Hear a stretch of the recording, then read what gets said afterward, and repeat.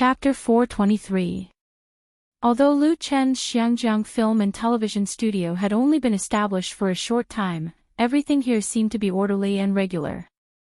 None of the recruited employees was idle. They were all busy preparing for the first movie that the studio was going to shoot. Although it was small, it was complete. The most important thing was that the atmosphere in the studio was very good, giving people a sense of vitality, which made Lu Chen very satisfied. Wan Shaoquan was not greedy for credit. He gave the credit to Chen Wenxiang, the director of the studio. Lu Chen's Xiangjiang studio still had very few employees. Of course, Lu Chen himself was the big boss, and Wan Shaoquan served as the artistic director. When it came to specific work affairs, it all depended on this thin middle-aged man. Chen Wenxiang was not good-looking. He had high cheekbones, a tight and narrow chin, and a pointed mouth and monkey cheeks. His skin was dark and thin, and he was no more than 1.6 meters tall. He looked a little funny in a wrinkled suit. However, his eyes were full of spirit. His eyes were bright, and he gave people a feeling that he was tough and difficult to deal with. On the way to the studio, Wan Shaoquan deliberately told Lu Chen about the new director. Chen Wenxiang was a descendant of the first generation of immigrants in Xiangjiang. He grew up in a small fishing village in the New Territories.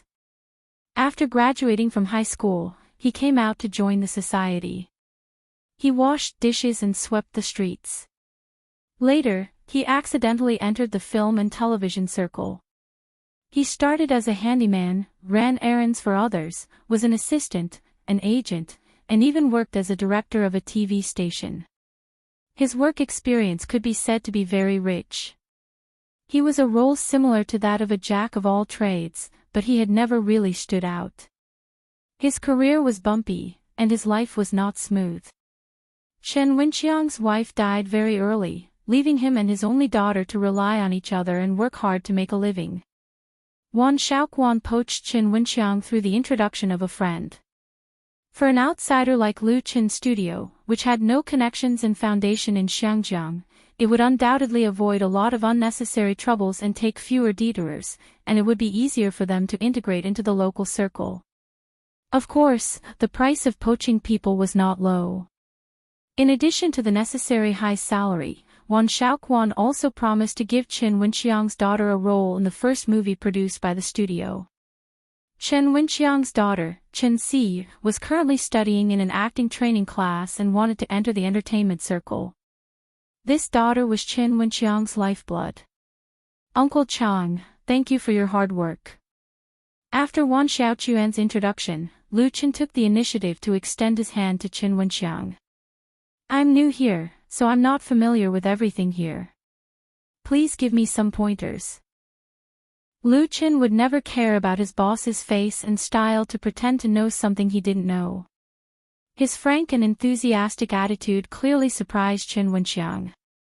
He quickly bowed and shook Lu Chen's hand, saying, "Boss, you're too kind. It's my honor to serve you." Compared to Li Zhen, Chen Wenxiang's standard of Mandarin was really far behind. Not only was it stiff, but it also had a strong Cantonese accent. If one did not listen carefully, one would not be able to understand it. Lu Chen smiled and said, "Uncle Chang is too polite. I wish us a happy cooperation." These two sentences were said in Cantonese, and it was very standard Cantonese. Chen Wenxiang was suddenly stunned. Even Wan Shaoquan and Li Zhen, who were next to him, were very surprised. Wan Shaoquan had known Lu Chen for a period of time. Chen Wenxiang and Li Zhen had seen his relevant information and knew that he was from Zhejiang province. He had just graduated from university last year and majored in computer science. After graduation, Lu Chen had been developing in the capital and had never been to Xiangjiang. Today was the first time. Then why was he so fluent in Cantonese? Of course, Lu Chen knew what everyone was thinking, but he couldn't say that his ability to speak Cantonese came from Su Wenbao's memory, could he? He explained, "I learned Cantonese from a classmate from Chaos Han." It's not bad, right? Chen Wenxiang gave a thumbs up and sincerely praised, "Boss, this is your Cantonese." There's nothing to say. He didn't care how Lu Qin learned Cantonese. What was important was that there would be no obstacles in communicating with Lu Qin in the future. He was worried about this problem at first, fearing that it would affect the communication between the two parties. Chen Wenxiang knew much more about Lu Qin than Li Zhen. Through the information obtained from various aspects, Lu Qin had already made a big name for himself in the domestic entertainment circle. His future was limitless. What he currently lacked was qualifications. Lu Qin chose to come to Xiangjiang to establish his new career. Chen Wenxiang felt that this was an opportunity for him. As long as he grasped this relationship, even if the film here failed in the future, it would be easy to bring his daughter to develop in China. Compared to the entertainment circle in Xiangjiang, the domestic world was really vast. Therefore, when Chen Wenxiang jumped to Lu Qin's studio, he sincerely wanted to make some achievements. "I've seen many celebrities from the mainland. Your Cantonese is the best. It's not a problem for you to be a real Xiangjiang person." Lu Qin smiled faintly. Chen Wenxiang's attitude towards him was certainly sincere and respectful, but his words inadvertently revealed the superiority of the Xiangjiang people over the mainlanders. Chen Wenxiang was like this. What about the big stars and high-level figures in Xiangjiang's entertainment circle? Although it was a good opportunity, it wasn't easy for him to expand his business here.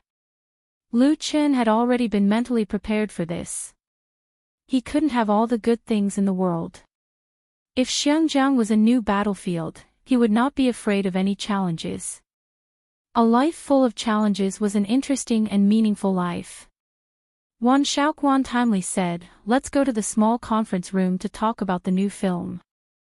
The most anxious person about the film was not Lu Qin. It was the director, who had not sat in the director's chair for several years. He had gotten Lu Chen's script when he was in the capital and had basically studied it thoroughly. From the perspective of filming, it's not difficult. In the small conference room of the studio, Wan Shaoquan spoke confidently in front of the projection screen. What was shown on the screen was the draft of the new film that he had drawn himself. Every stroke was undoubtedly permeated with the director's painstaking efforts. All the scenes can be shot in the Lion Rock Film and Television City. In addition, as for the special effects, several local special effects companies in Xiangjiang are fully capable of producing them, including the soundtrack, dubbing, and so on. There is no need to go back to the mainland to find people. The main problem is still the crew, or partners. Chapter 424. Xiangjiang was originally an important colony of the United Kingdom. After the handover in 1967, it became one of the 3 special administrative regions of China, retaining the original political system and social structure, which would not change within 100 years. Next year would be the 50th anniversary of Xiangjiang's return to the motherland. In the past 50 years, Xiangjiang's economy had been prosperous and developed. With finance and trade as the pillar industry, Xiangjiang's per capita GDP had always been in the forefront of the world, and many world-class rich people had emerged. However, the different political culture also created the social atmosphere of Xiangjiang that was different from that of the mainland.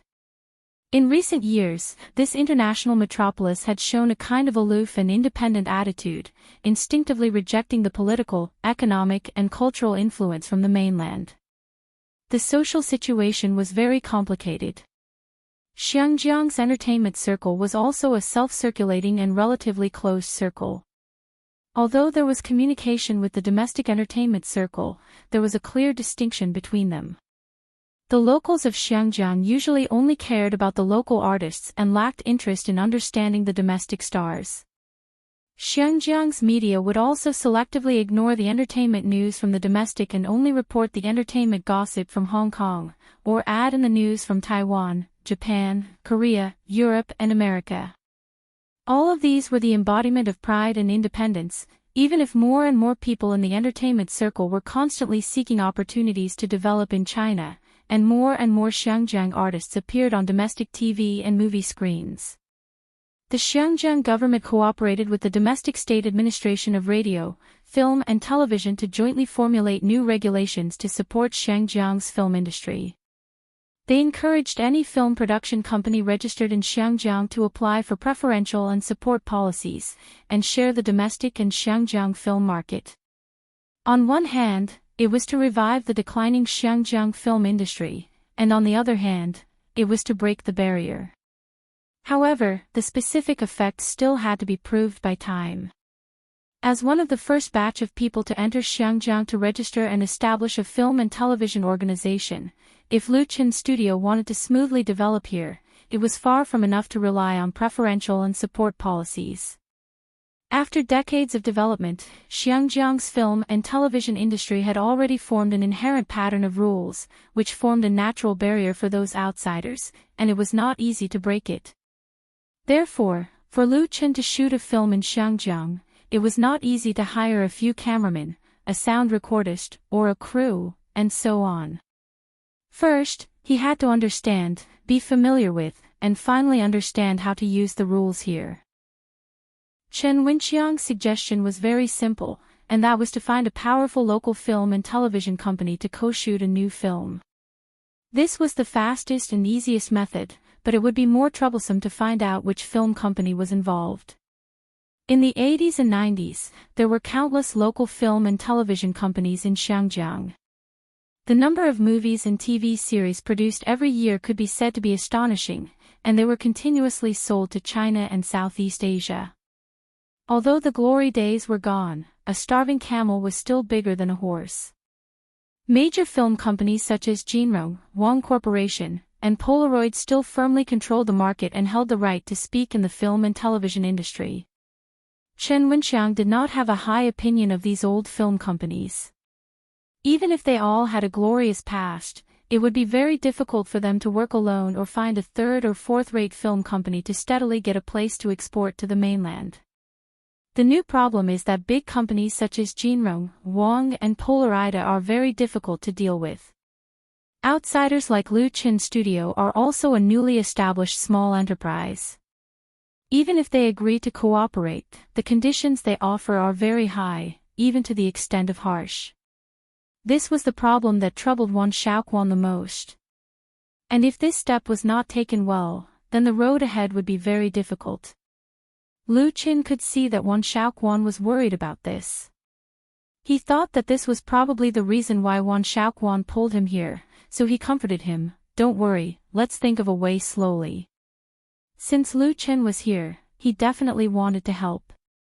Although he was not familiar with the people and places in Xinjiang, he could still contact a few people in the circle through his friends, such as Chen Fei, and Tan Hong.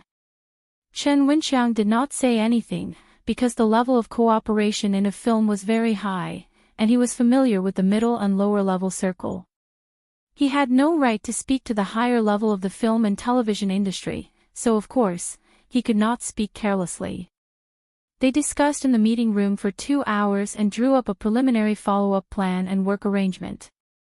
After the temporary meeting, Chen Wenxiang said to Luchin, "Boss, it's your first time in Xinjiang. Can you let me treat you to Xinjiang's food today? It can be considered as a welcome dinner for you." Luchin smiled and said, "If you treat and I pay, then there's no problem." How could he let his subordinate treat him to a meal for the first time? Of course, he had to give face to Chen Wenxiang. Chen Wenxiang was stunned. Wan Shaoquan laughed and said, "That's it then, let's go." He reached out and patted Chen Wenxiang, who was still a little confused, and said, "Brother Chang, we don't have to save money for the boss. The song he writes for others costs more than $1 million. Ah! Li Zhen, who was sitting at the side, let out a soft cry. She looked at Luchin with stars in her eyes. Writing a song for others costs more than $1 million. Wouldn't he be able to buy a house in Xinjiang by writing a few dozen songs? Chen Wenxiang could not believe it. As far as he knew, the top songwriters in Xinjiang only cost 200,000 to 300,000 yuan per song. Lu Qin was several times more than them. Lu Qin was very good at original music, but this price was too amazing. Lu Qin did not know whether to laugh or cry. Uncle Chang, don't listen to Director Wan's nonsense. Let's go eat. The place Qin Wenxiang took Lu Qin to was the typhoon shelter in Causeway Bay. Together with Li Zhen and Zhang Xiaofang's 2 assistants, there was a total of 5 people. Everyone had dinner on a special cruise ship. While enjoying the beautiful scenery of Victoria Harbor, they tasted the first-class seafood.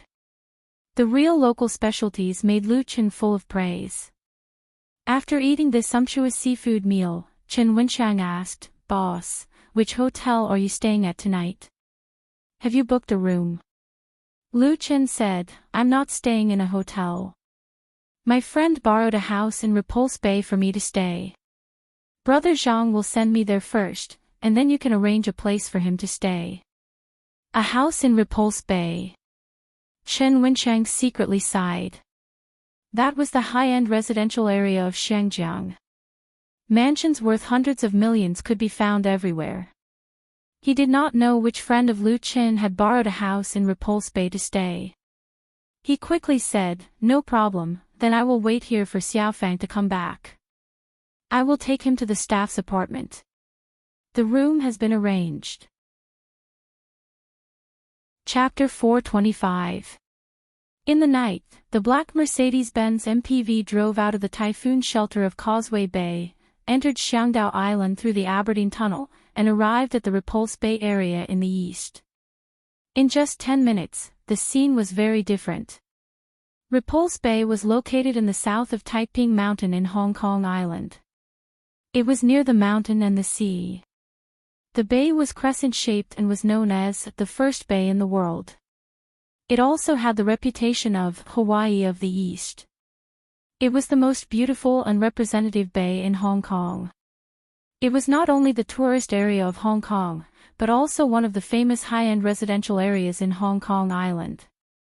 The area was full of luxury houses, surrounded by many 5-star hotels, ocean parks, golf courses, large supermarkets and other commercial facilities. Lu Chen's residence in Hong Kong was in the Wanjin apartment at number 268, Repulse Bay Road.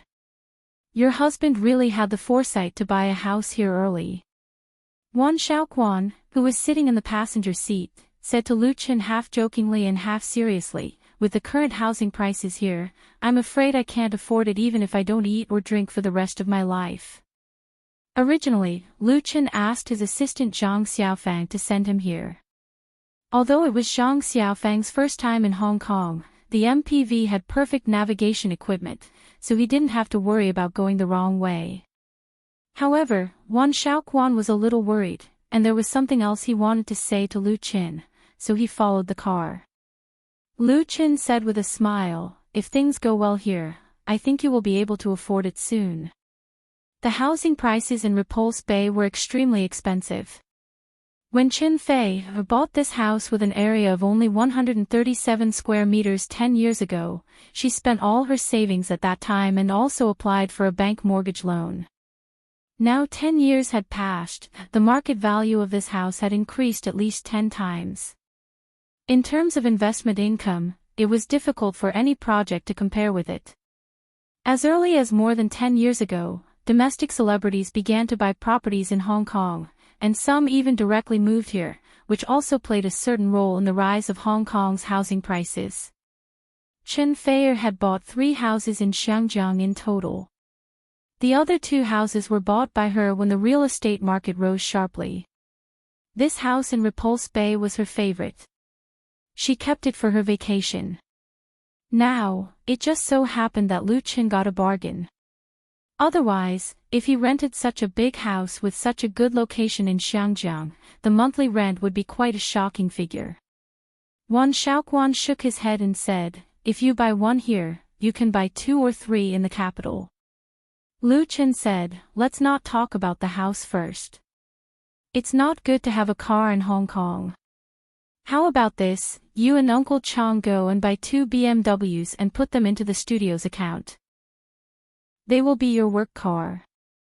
Lu Qin had never been a stingy person, especially now that a TV series could bring in more than 100 million yuan. Buying a few cars was nothing at all. Wan Xiaoquan was the art director of Lu Chen's Xiangjiang studio and the director of the new film. Chen Wenxiang was the director of the studio. To a large extent, the two of them represented the image of the studio. If he didn't even have a decent car, he would also lose face.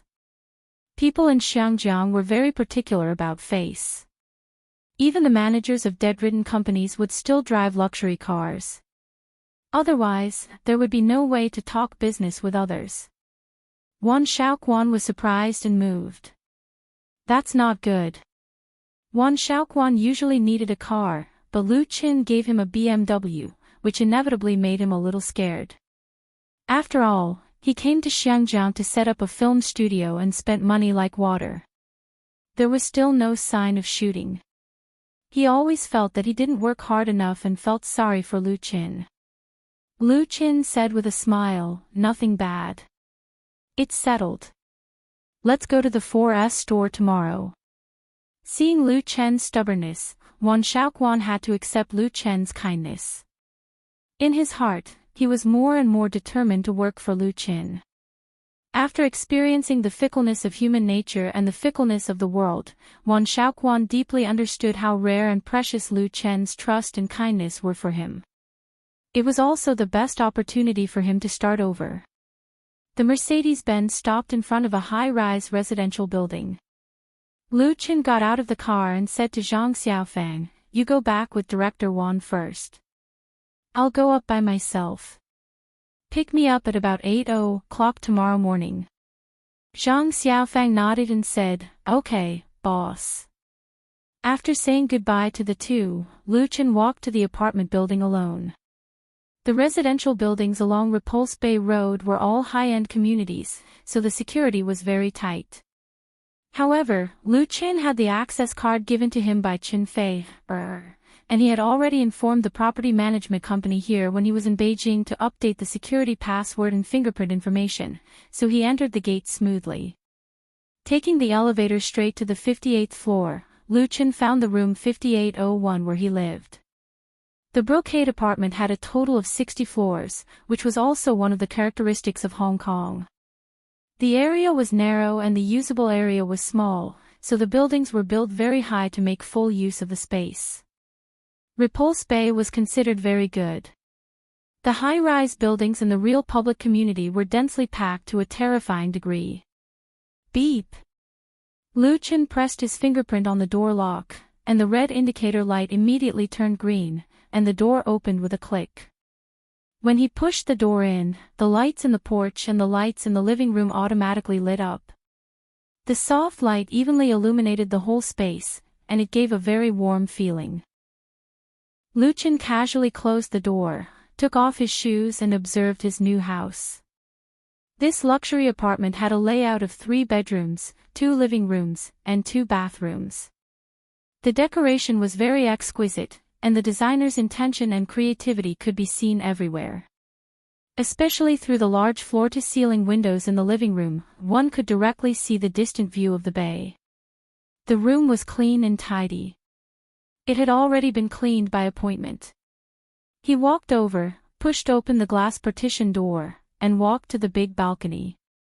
The gentle sea breeze blew, making people feel relaxed and happy. He looked up at the bright moon in the sky, saw the sparkling blue sea, and the long beach was dotted with bonfires. This scene made Lu Qin have the idea of living here for the rest of his life. Ring ring. Just then, his cell phone rang. Lu Qin picked it up directly. "Hello." Qin Fei, sweet and moving voice came from the phone. "How is it? Are you home?" Lu Qin smiled and said, "I was just about to call you. I just got home." Qin Fei, asked, "How is this apartment?" Lu Qin sighed and said, "It can't be better, so I decided not to work in the future. I'm going to live off you." Qin Fei, laughed and said, "Nonsense, as long as you like it. I'm afraid you won't be used to it." Lu Qin asked, "How is it on your side?"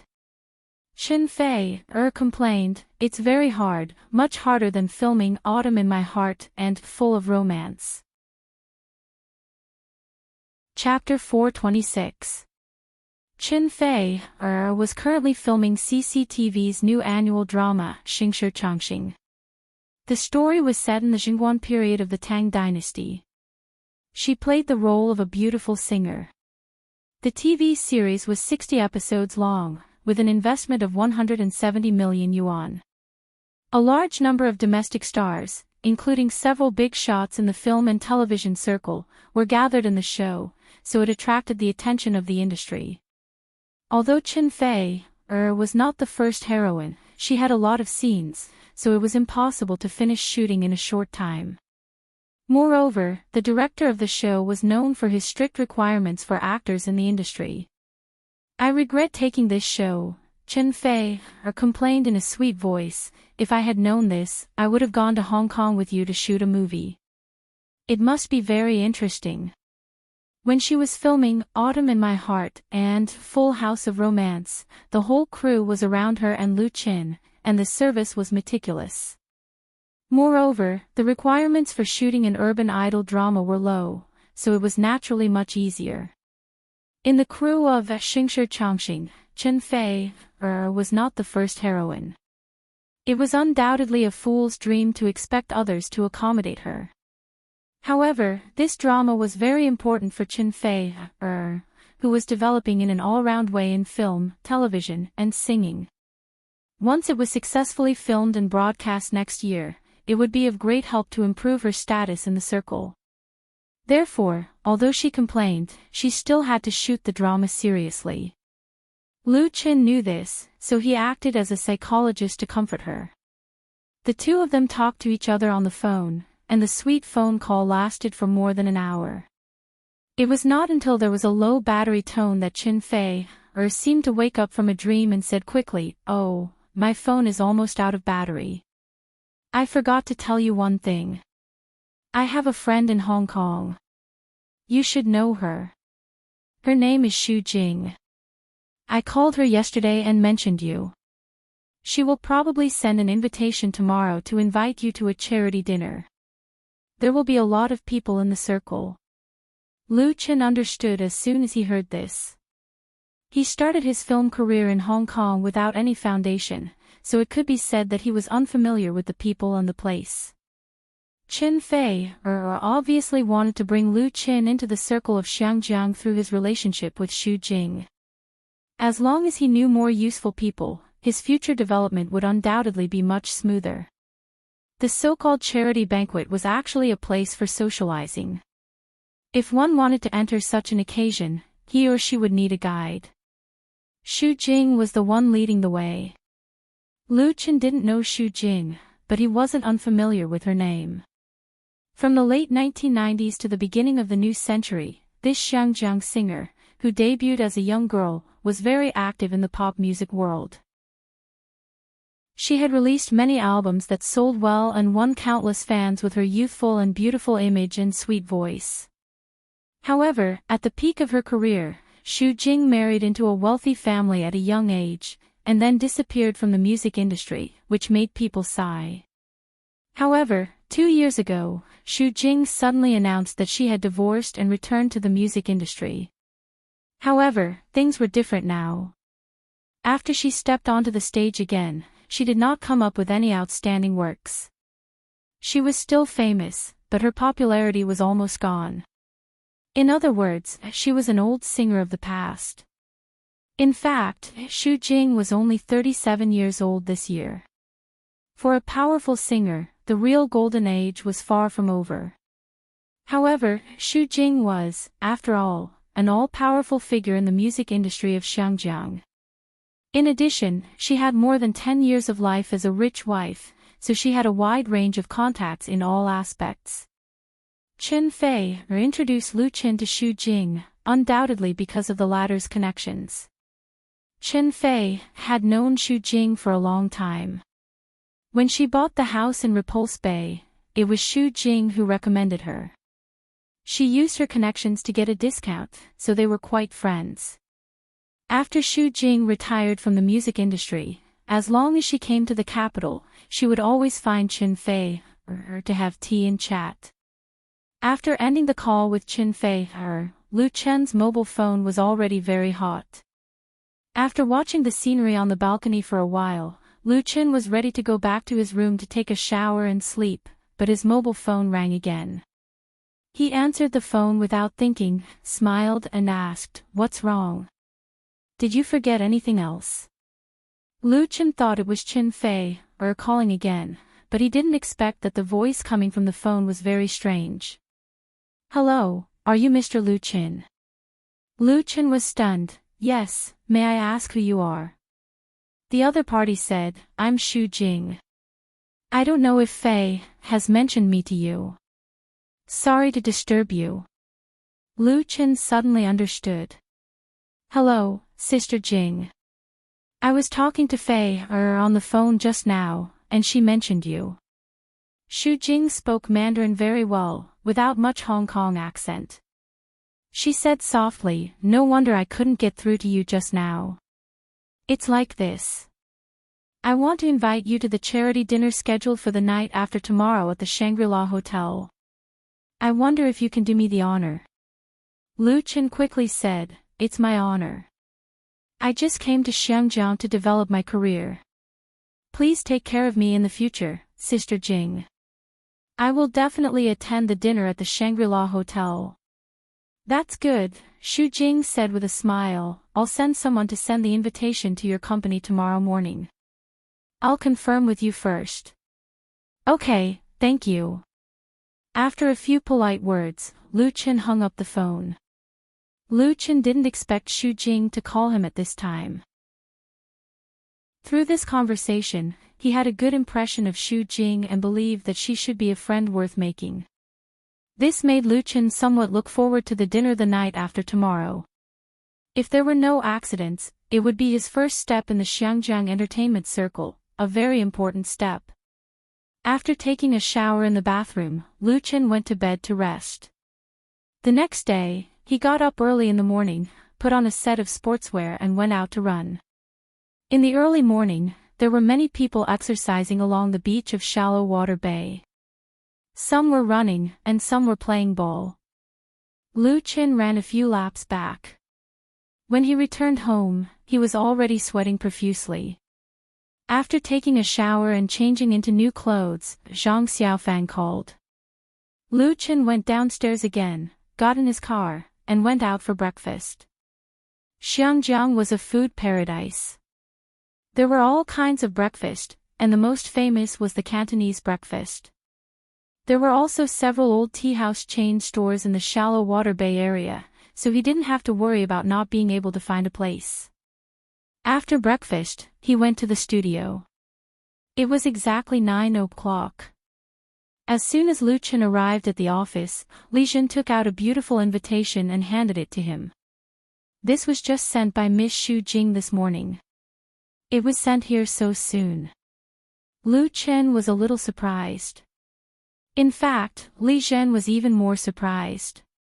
She didn't expect Lu Chen to have a relationship with Xu Jing. Chapter 427.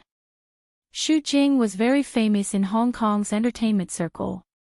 She became famous overnight when she debuted at a young age, and her first album was a double platinum hit. She was called the Little Queen of the music industry. When her career was at its peak, she bravely retired and married into a rich family. She became the idol of many female artists. After getting married, Xu Jing no longer set foot in the entertainment circle, but her influence in the circle had always been there, especially the Happy Angel charity fund she founded, which was supported by many stars. A few years ago, Xu Jing's divorce case with the rich young master had caused a sensation in Hong Kong. After being single again, Xu Jing returned to the music circle. Although she was no longer as glorious as she used to be, her connections and reputation in the circle were still there. Xu Jing often held charity banquets to raise money for her angel fund, and the people invited were all celebrities and stars in the circle of Hong Kong's upper class. Those small singers and artists couldn't get in even if they sharpened their brains. Lu Qin had just arrived in Hong Kong, but Xu Jing took the initiative to send an invitation letter, which made Li Zhen have a new view of her boss's background and strength. She asked with concern, "Boss, did you bring clothes for the banquet this time? Do you want me to send them to the dry cleaner for re-ironing?" Lu Qin said with a smile, "No, fortunately you reminded me. I'll buy 2 sets today." He came to Hong Kong with light luggage this time. He only had a few sets of ordinary clothes in his carry-on luggage. He really didn't wear a suitable dress for Xu Jing's charity banquet. If it weren't for Li Zhen's reminder, he wouldn't have thought of it.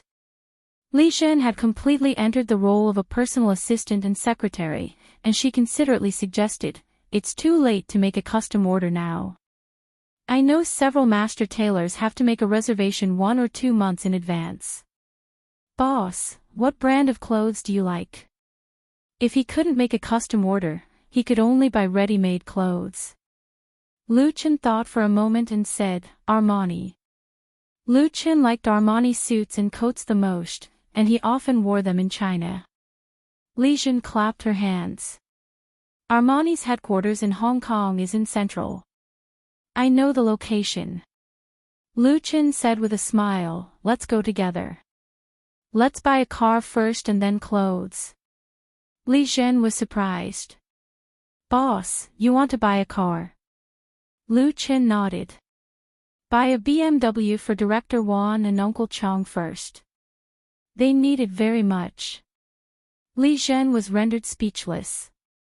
She had come out to work for a living and had worked for several bosses. She had also seen a lot of different bosses.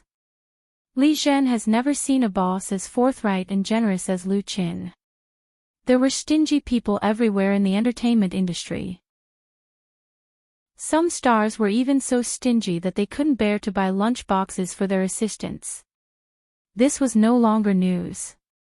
As soon as Lu Qin arrived, he gave 2 BMWs to the 2 managers of the studio.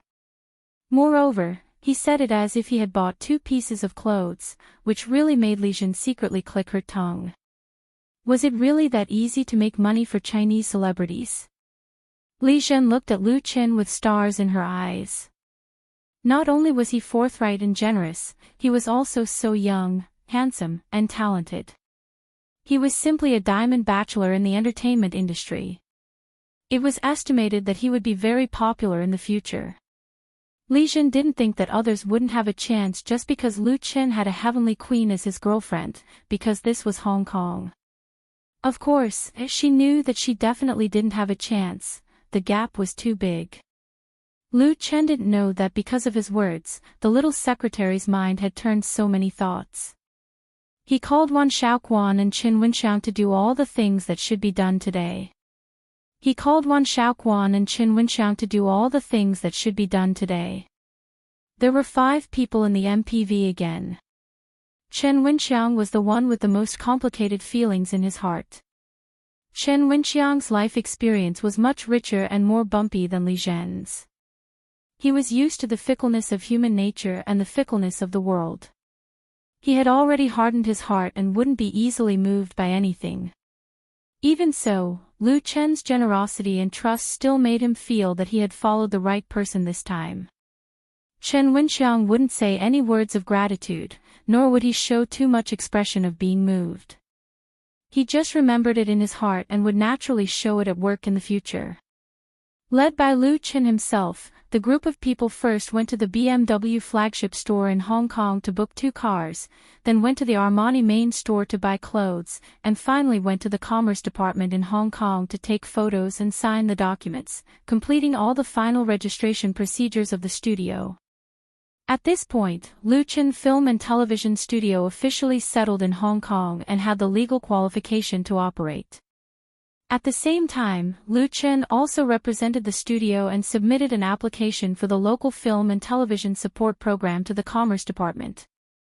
Once this application was approved, the movies and TV shows shot by the studio would not only receive tax incentives and government funding support, but also be broadcasted and screened in Hong Kong and the mainland through the Green Channel. This was the most fundamental reason why Lu Qin went south to Hong Kong and started his film career here. In fact, there were many mainland film companies investing in Hong Kong like him. In the foreseeable future, the Hong Kong film industry, which was about to become a pool of stagnant water, was bound to surge and there would be fierce competition. The black Mercedes-Benz business car steadily stopped in front of the Shangri-La Hotel. The door slid open silently, and a man wearing a dark gray Armani suit got out of the car and stood firmly on the red carpet. The surrounding corners immediately lit up with flashes. Lu Qin couldn't help but frown. He didn't expect that a charity dinner could actually attract so many paparazzi. The paparazzi in Hong Kong were famous. They were good at tracking and digging up the privacy of celebrities. They could be said to be the most troublesome existence for star artists. As long as there was a star artist, there was bound to be an active figure. Someone once said that the entertainment newspapers and magazines in Hong Kong were basically supported by paparazzi. Without their existence, Hong Kong's entertainment circle would be too lonely, and they were indispensable. It was also because of this kind of fearlessness that the Xiangjiang paparazzi were particularly bold and even arrogant. They even did not hesitate to cheat and deceive for the sake of news.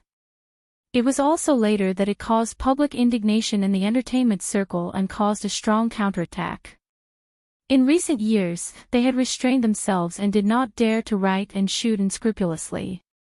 Even so, for Lu Qin, the Xiangjiang paparazzi were the target that he had to guard against. They were much less moral than their domestic counterparts. Before coming to Hong Kong, Chen Fei had specially reminded Lu Qin about this.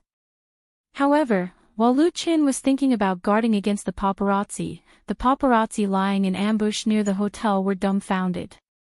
"Hey, who is this guy? Why have I never seen him before?"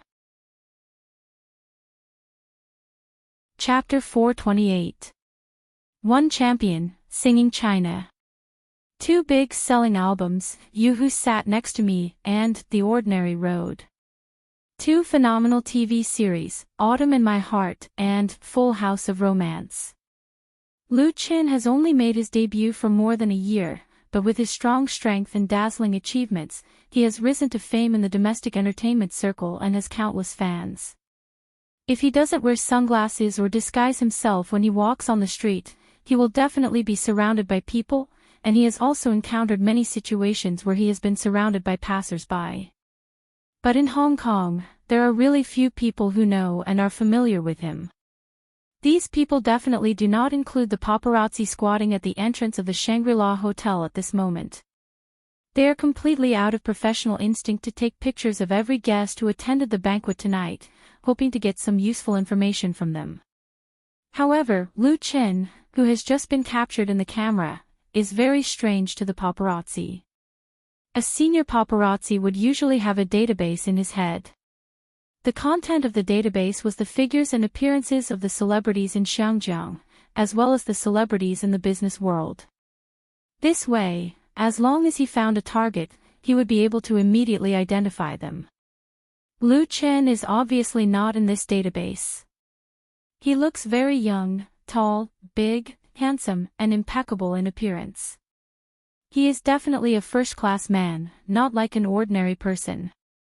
A rich child who has returned from overseas. Was it a newly established company?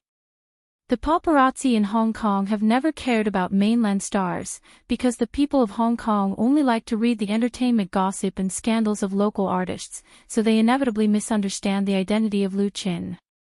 If he is a person in the entertainment circle, as outstanding as Lu Qin, it is impossible for everyone not to know him. Because of the mystery, the paparazzi present have a little interest in Lu Qin. After all, the guests who are eligible to attend Shu Jing charity banquet in the evening are not ordinary people. There are 3 entrances and exits of the Shangri-La Hotel, and the middle passage connected to the red carpet and revolving door is reserved for the dinner guests. After showing his invitation to the doorman, Lu Qin and his assistant Li Jun walked through the revolving door into the magnificent hall. 2 rows of flower baskets were neatly arranged on both sides of the staircase leading to the second floor of the hall. Lu Chen walked up the stairs and soon arrived at the banquet above. On the way upstairs, he suddenly felt a little uneasy, as if he had neglected something. But he couldn't remember. There were dozens of tables in the main banquet hall. The snow-white tablecloths were matched with delicate flowers and silver cutlery. There were already many guests seated before the banquet started. A band was playing on the stage. Lu Chen soon discovered that a beautiful lady in a purple evening dress was standing under a huge crystal chandelier. She was chatting and laughing with a few well-dressed gentlemen and ladies. She was clearly the focus of the entire hall.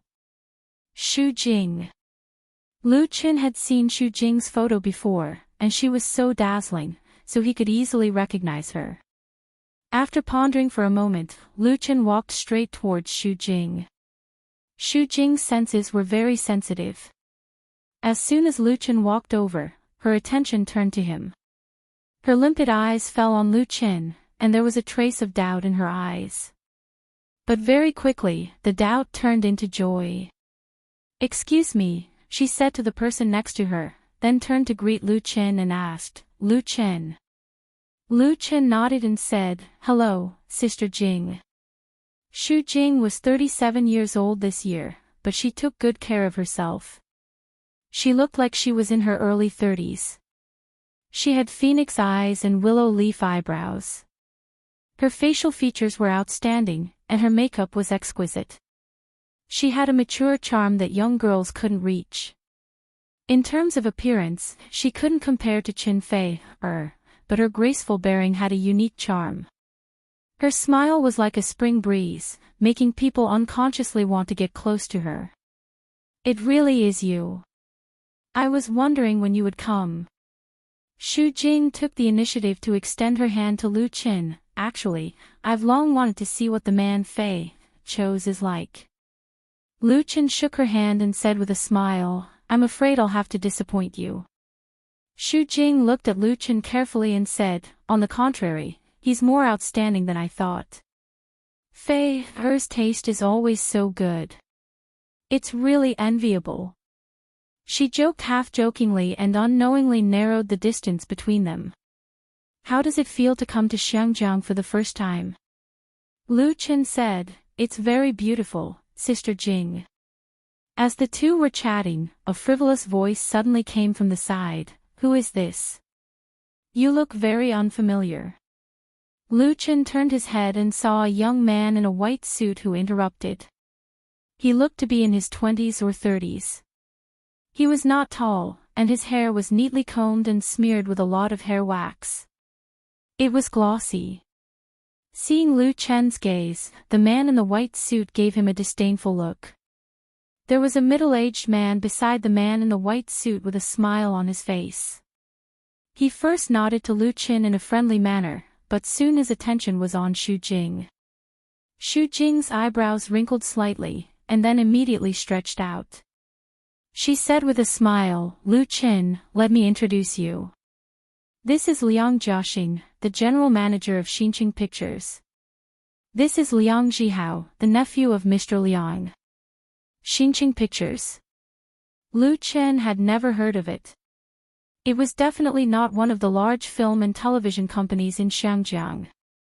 However, since it was invited by Xu Jing, it must be powerful.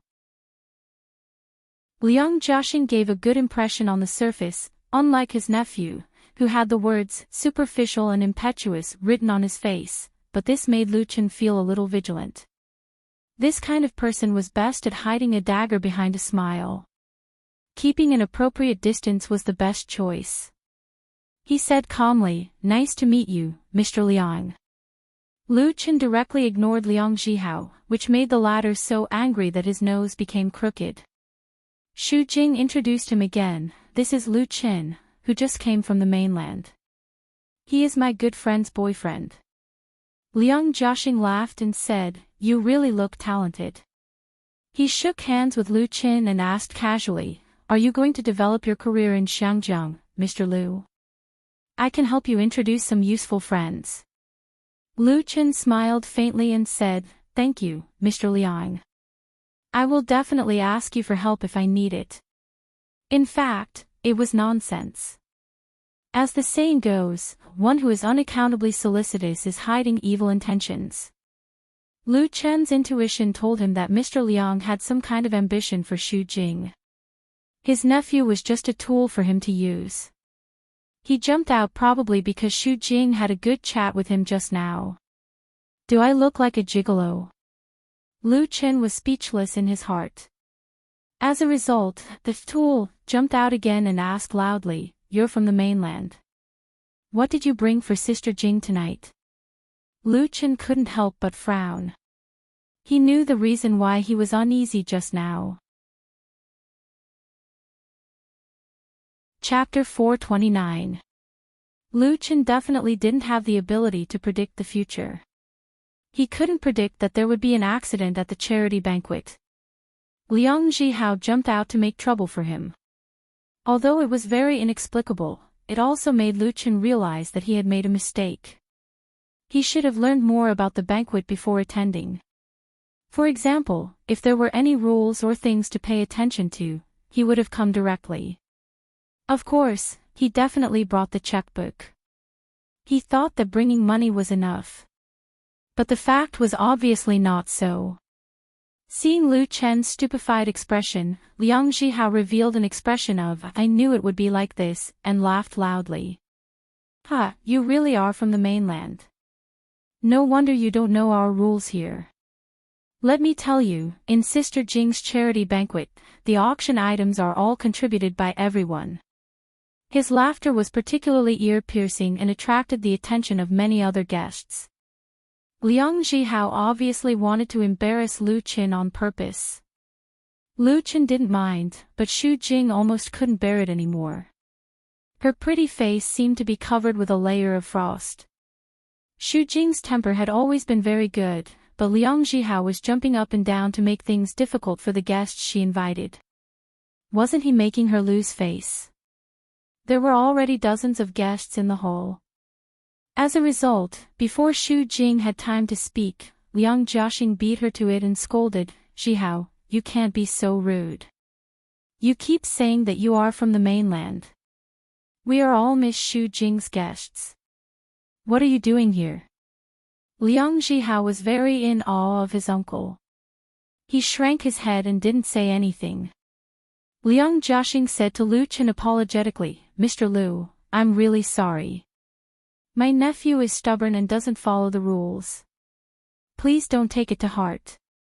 His attitude was very sincere and impeccable, but Lu Chen felt that something was wrong. Especially the word "rules" in his words sounded particularly ear-piercing. Old fox. Lu Chen cursed in his heart, but he didn't show it on the surface, as if there was no grudge. He smiled and said, "Mr. Liang, you're too serious. When in Rome, do as the Romans do. Since this is the rule of Hong Kong, I should naturally follow it. I have to thank your nephew for reminding me." Lu Chen turned his head and said to Li Zhen beside him, "Give me a business card and a pen." Li Zhen had seen everything that had happened just now. Her heart was filled with anxiety and guilt. Tonight was the first time for this kind of charity banquet hosted by celebrities, and it was also the first time for him to enter the local entertainment circle. It was such an important event that she forgot to tell Lu Chen that it was the rules of the charity banquet. This kind of charity dinner hosted by celebrities was usually played by inviting friends in the circle or upper-class people in the social circle to attend.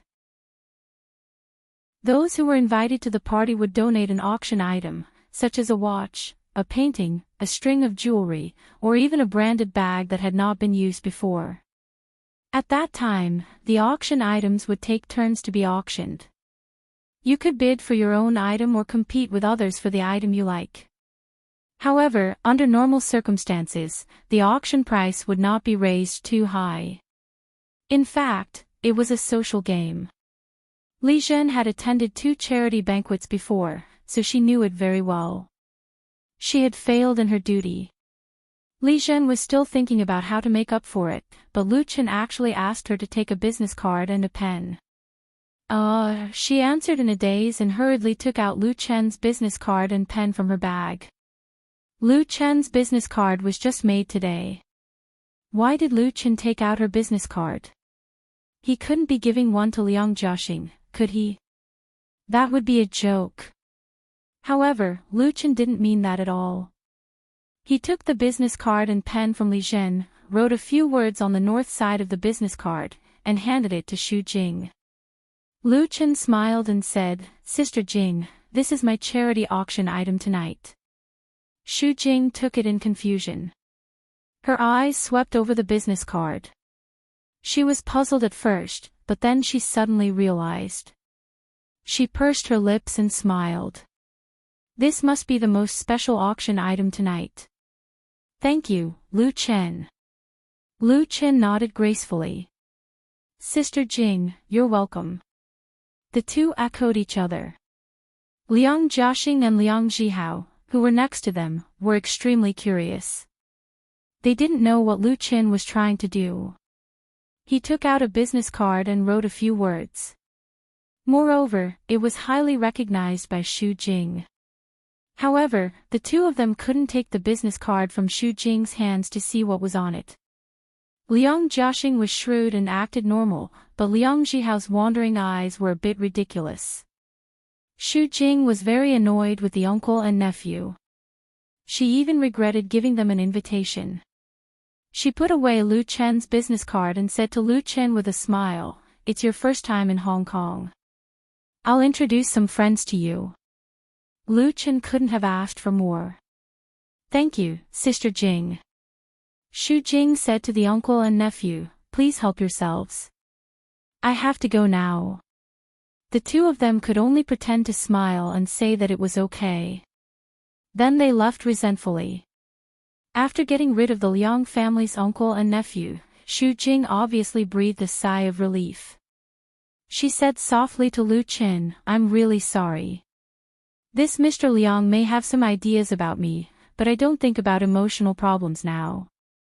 Lu Chen suddenly understood and nodded to show that he understood. No wonder Liang Jiaxing put on a fake smile. He thought that he was a competitor. However, Liang Zhihao's attitude was a bit thought-provoking. From this son of a rich family, Lu Chen finally saw some people in the upper class of Xiangjiang, that kind of stale sense of superiority and the mentality of rejection of outsiders. In the past few decades, the development of the mainland was far faster than that of Hong Kong. Hong Kong was no longer a synonym for poverty and backwardness. The living standards of international metropolises such as the capital, Shanghai, and Shenzhen were not worse than that of Hong Kong. They were even better in some aspects. However, some people in Hong Kong couldn't see or ignored this point intentionally or unintentionally. They were still immersed in the glory of the past and didn't face the huge and irreplaceable impact of the mainland market and resources on Hong Kong.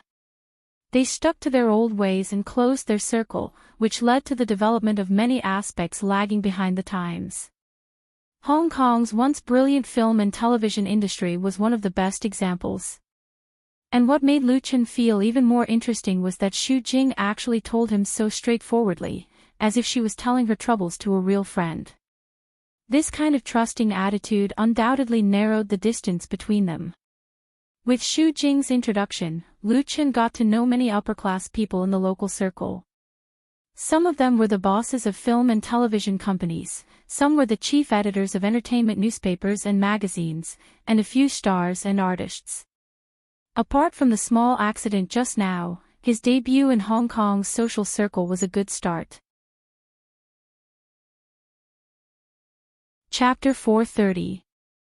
Xu Jing was the organizer of the charity banquet, so she was the well-deserved protagonist.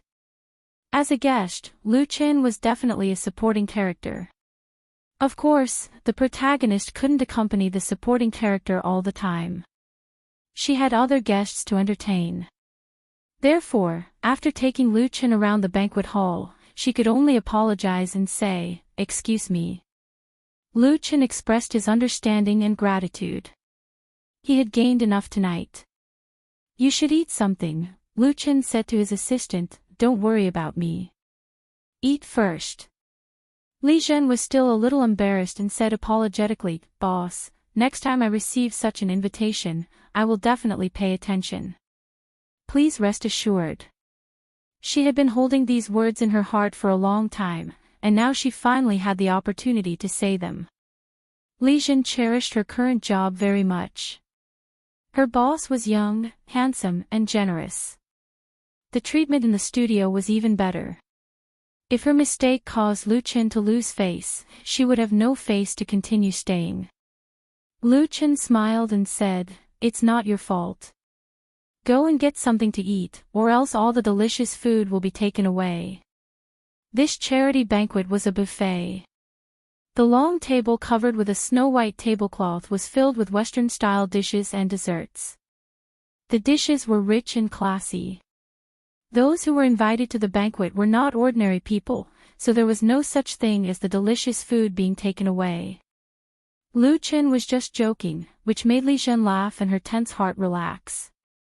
Lu Chen asked the waiter for a steak, red wine, and a lunch bag. He chose a seat in the corner and sat down, ready to eat. "Hello, may I ask?" As soon as he picked up his knife and fork, a young woman appeared in front of him gracefully. She asked in an uncertain tone, "Are you teacher Lu Chen?" This woman in a goose-yellow dress was very beautiful. She was in her 20s, had an oval face, big eyes, and long eyelashes like 2 rows of small fans. Her skin was white, and she was young and beautiful. She also wore a pair of silver and diamond earrings. She was beautiful, but Lu Chen was unfamiliar with her. He stood up and asked, "I'm Lu Chen, and you are?" Teacher was not a popular form of address in Xiangjiang. It sounded especially intimate. Therefore, even though he did not know the other party, Lu Chen was still polite. The young woman smiled sweetly and took the initiative to stretch out her hand to Lu Chen. "It's really you. I didn't expect to see the male lead of Autumn in My Heart in Hong Kong. I'm your fan, Su Hui. Nice to meet you." "Hello." Lu Chen shook hands with her and asked curiously, "Have you read Autumn in My Heart?" Although Autumn in My Heart had been broadcast in the mainland for more than half a year, this domestic phenomenal urban romance drama had not yet entered Hong Kong, Taiwan, and other places. "I've seen it 3 times. Su Hui smiled and said, "Every time I watch it, I cry. You and Chen Fei are acted so well. This TV series is really touching. I watched it online, and I really hope that the local TV station can also broadcast it. If it's broadcast locally, it should be soon." Lu Chen was also not very sure, because these things related to copyright and broadcasting were all handled by Lu Shi. Su Hui asked, "Teacher Lu Chen, may I ask if you came to Xiangjiang to travel and visit friends, or are you preparing to develop your career here?" She added, "I want to invite you to have a meal together. I have a lot of things to ask you." This Su Hui's attitude was undoubtedly very sincere, but Lu Chen did not know her background at all. Naturally, it was not good to rashly agree to anything. He smiled and said, "You don't have to be polite to treat me to a meal. Let me give you my business card." He handed over a business card of his own. Su Hui took it with both hands and looked at it carefully. She was surprised. Lu Chen Film and Television Studio. "Ah, you really plan to develop in Xiangjiang. That's really great." Lu Chen asked, "May I ask who you are?" "Ah." Su Hui stuck out her tongue. She embarrassedly took out her business card from her bag and presented it. "I'm an artist and also Sister Xu Jing's junior sister. Please give me some pointers, Teacher Lu." It was rare to meet a stranger who knew him. Moreover, she was an artist, so Lu Chen chatted with this Su Hui for a while. The two sides chatted quite happily. Su Hui knew the plot of Autumn in My Heart like the back of her hand. Moreover, she also had a CD album of Lu Chen's, You Who Sat Next to Me, which she bought online. Su Hui was very polite. She did not take up too much of Lu Chen's time. She quickly said goodbye and left. As soon as she left, Xu Jing appeared right behind her. The heroine of tonight's charity dinner looked at Su Hui's back with a meaningful look. She sat beside Lu Chen and said, "You get along well with Su Hui." Lu Chen faintly smiled and said, "It's all right." She said, "She's your junior sister from the same sect." "She's from the Su family," Xu Jing said. "We signed with the same teacher in the same company. Some people say that she is very similar to me in the past, but she is definitely not as stupid as me." Speaking of this, Xu Jing's face showed a bitter smile. However, she immediately restrained her wry smile and said to Lu Chen, "My little junior sister is not someone to be trifled with. She often makes news with others, so I have to be responsible for fair." Lu Chen nodded and said, "Thank you for reminding me." He understood what Xu Jing meant. However, he came to Hong Kong to develop his film career, not to make some gossip news and make headlines. Naturally, he understood the principle of propriety. Although a woman like Su Hui was very charming, she was not Lu Chen's cup of tea. Xu Jing smiled and said, "As long as you don't think I'm annoying. Eat quickly. The auction will start later." After sending Xu Jing away again, the steak that Lu Chen ordered was almost cold. He did not dislike it. He waved his knife and fork and wiped it out without wasting anything. After filling their stomachs, it was almost time. After the guests finished eating, the waiters took away the tableware and dishes and replaced them with new tablecloths.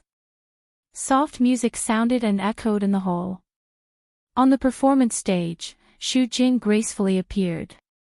She first expressed her gratitude to the guests, then introduced the charity projects that her charity foundation was currently implementing, and finally announced the official start of the auction.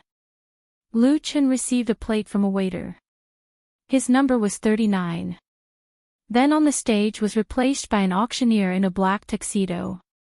The first auction item of Miss Xu Jing's charity auction tonight is, the auctioneer did not waste time and went straight to the point. He announced loudly, an antique watch donated by Sir Kai Hong. The starting price is 10,000 yuan. Chapter 431. As soon as the auctioneer's voice fell, an etiquette lady wearing a cheongsam came forward and showed the first auction item to the hundreds of guests in the banquet hall with a smile on her face. This auction item was a famous antique watch, which belonged to a real collector's item. The starting price of 10,000 yuan was undoubtedly just a gimmick, and someone immediately raised the price to more than 200,000 yuan. 250,000 yuan. This gentleman bids 250,000 yuan, 300,000 yuan. Our beautiful Miss Yuan Ziyun bids 300,000 yuan, 300,000 yuan. Okay, now it's 450,000 yuan from the Honorable Mrs. Heat, 500,000 yuan. The people who attended this charity banquet were celebrities from Shengjiang's upper class and entertainment circle. Many of them often went to such social occasions, so they were naturally very familiar with their faces. The auctioneer basically knew all of them. However, unlike ordinary auctions, the auction house of the charity banquet was very competitive. Everyone bid against each other to raise the price, mainly to liven up the atmosphere. Therefore, when the bidding price of this auction item was close to its actual value, there were already very few people who raised their placards. In the end, Kai Hong won his auction item at a price of 580,000 yuan. Thank you, Sir Kai Hong, for your generous donation to poor children. As the auctioneer made the final decision, the audience burst into warm applause. The white-haired old knight stood up and reservedly expressed his gratitude to the applauding guests. This was also very common in charity auctions. Some people would take out their beloved collections to auction, and then bid back for themselves, donating money and showing off at the same time. The guests had a tacit understanding that under such circumstances, no one would suddenly jump out to bid with the original owner at a high price. Those who did not abide by the rules would only be ostracized by the circle. Li Jin dutifully and quietly told Lu Qin what she knew. The two of them very low-key sat in a corner and participated in this charity auction as bystanders. After the first auction item was successfully auctioned, the following items were auctioned one after another. The speed and frequency of the auctions were very fast. Only a few outstanding auction items without the original owner's participation attracted a relatively fierce bidding. Lu Qin bid once and won a Chanel limited edition bag at the price of 50,000 yuan. He transferred the branded bag to his assistant on the spot. For me. Li Zhen was pleasantly surprised. She simply couldn't believe it. With her income, even if she clenched her teeth and saved up half a year's salary, she would still be able to afford such a branded bag. However, the price of goods in Xiangjiang was very high, and the living expenses were huge. If she had to fork out 50,000 renminbi to buy a bag, she would definitely be unwilling. On the street stalls at night, you could buy a replica for 50 yuan. However, even though she was reluctant to part with it, very few girls could resist the temptation of a branded bag. Therefore, when she suddenly received this special gift, Li Zhen's mood could be imagined. "Boss, you'll make me fall in love with you." After getting along for a few days, Li Zhen had a good understanding of her new boss's personality and temper. Lu Qin was generous, and easygoing. He never put on airs like a boss and was undoubtedly a person who was easy to get along with. Therefore, she dared to make a harmless joke. It might not necessarily be a joke. Lu Qin couldn't help laughing. "You don't have to fall in love with me. I already have a girlfriend. In the future, you should work hard." Lu Qin had always been generous to the people who followed him. Yesterday, he gave 2 BMWs. Today, it was not a big deal to bid a bag for his assistant and secretary. In the future, he would inevitably rely on Li Zhen in his work and life. "Thank you, boss." Li Zhen touched the bag in her hand happily, thinking about the scene of taking it out to make her friends envious. The next auction item is a little special. At this moment, the auctioneer standing on the stage introduced a new auction item. His expression was a little strange as he said, "It was donated by Mr. Lu Qin. It's a song that hasn't been written yet." As soon as the auctioneer's voice fell, the banquet hall suddenly burst into an uproar. The previous auction items that had been successfully auctioned included branded jewelry, watches, bags, antique handicrafts and so on. Now, a song that hasn't been written yet suddenly popped up, which made people feel very inconceivable. The most important thing was that not many people knew who Lu Qin was or had heard of his name. Was this auction item really not taken out to be a joke? Some of the guests were surprised, some were confused, some sneered, and some whispered with others, which made the atmosphere of the scene a little awkward. Someone asked loudly, "A song that hasn't been written yet can be auctioned for charity. Is there a mistake?" The person who stood up to question was none other than Liang Zhihao. Previously, he didn't like Lu Qin, but he couldn't make things difficult for Lu Qin, so he always took it to heart. Now that Lu Qin's charity auction item appeared, it was actually just a song. This not only solved the doubts in his heart, but also gave him a new opportunity to mock Lu Qin. Who is Lu Qin? I've never heard of him. Although Liang Zhihao's shouting was very rude, his question still resonated with many guests present. Many people looked at Xu Jing, who was sitting in front.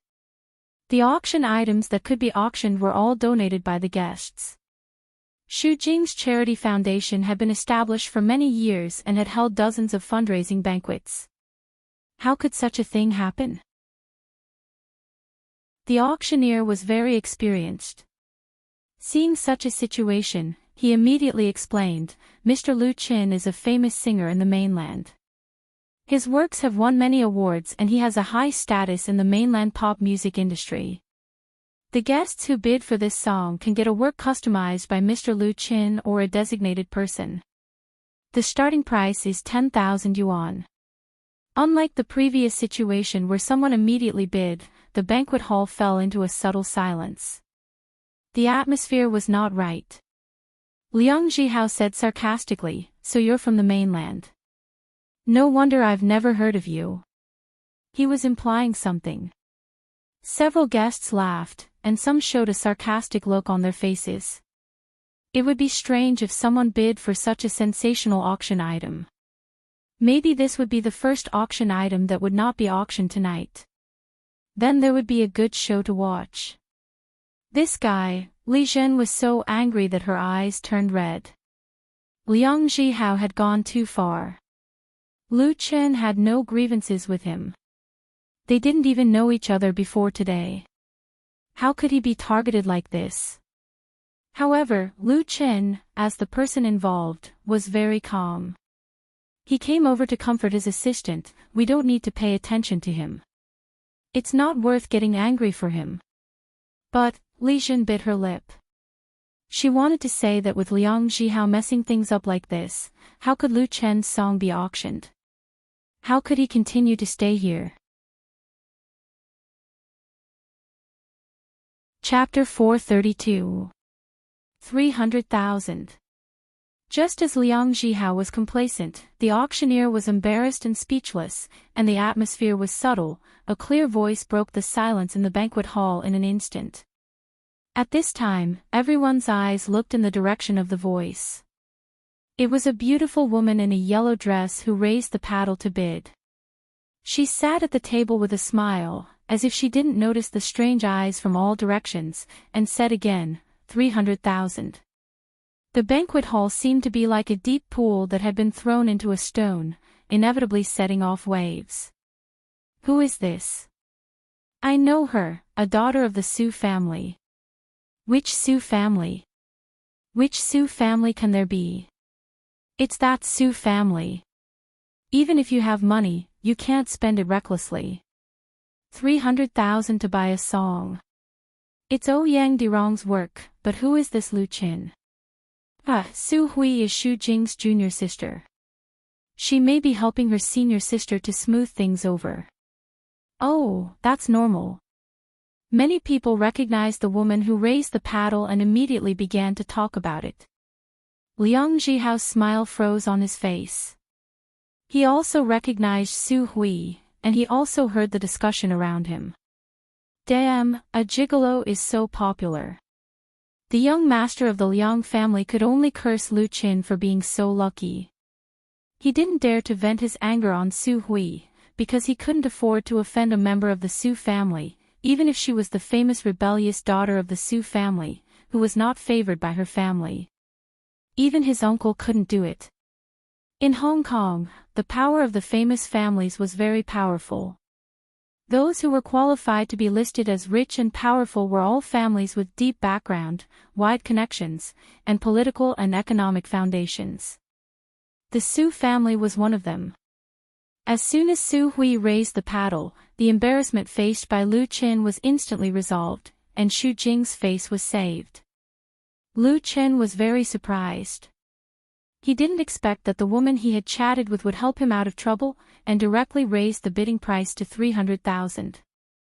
Just now, Lu Qin planned to let Li Zhen raise the paddle to take a selfie.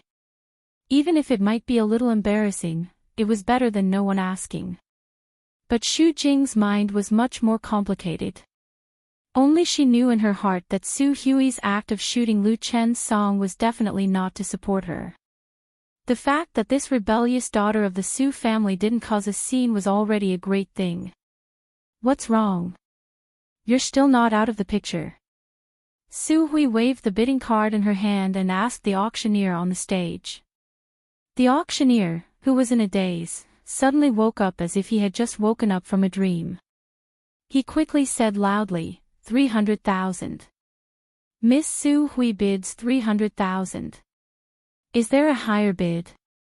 Although it was customary to ask, the auctioneer did not think that anyone would bid a higher price, so he raised the hammer and was about to knock it down. Charity auctions were not as particular as regular auctions. Speed and efficiency were the most important. 350,000. Just when everyone thought that this was going to be the final word, another voice suddenly rang out. He actually dared to bid against Su Hui. Everyone's gazes turned over once again to see who exactly was messing with Su Hui's plans. The one who made the bid was a middle-aged woman in her 40s or 50s. Seeing that everyone was looking at her, she said with a smile, "My Xiao Dai will debut next month and lacks a title song, so I can only apologize to Miss Su." Everyone couldn't understand what was happening. Basically all the guests present knew this graceful middle-aged woman. She was Jean Mingxiu, the boss of Madame Jean Entertainment Company, a famous performing arts agency in Xiangjiang. Jean Mingxiu was born in a prestigious family. She founded an entertainment company in her 20s, involved in the production of movies and TV variety shows, and trained artists and singers. For decades, she had sent a large number of talents to the entertainment industry in Xiangjiang. Famous actors Lu Jian, Gu Rong, singers Gao Mingfeng, Li Li, and so on were all taught by Madame Jean. Although Su Hui was from the Su family, she was not strong enough to compete with Madame Jean alone. Madame Jean had a good relationship with Xu Jing. What everyone didn't understand was that if Madame Jean wanted to help Xu Jing out, then Su Hui could bid for it. What was the point of Madame Jean interfering? It couldn't be that she was angry with Su Hui, right? Madame Jean was not that bored. Su Hui was the one who was really angry. She said with a cold face, "The auction depends on who bids higher. No one is sorry to anyone. I bid 500,000.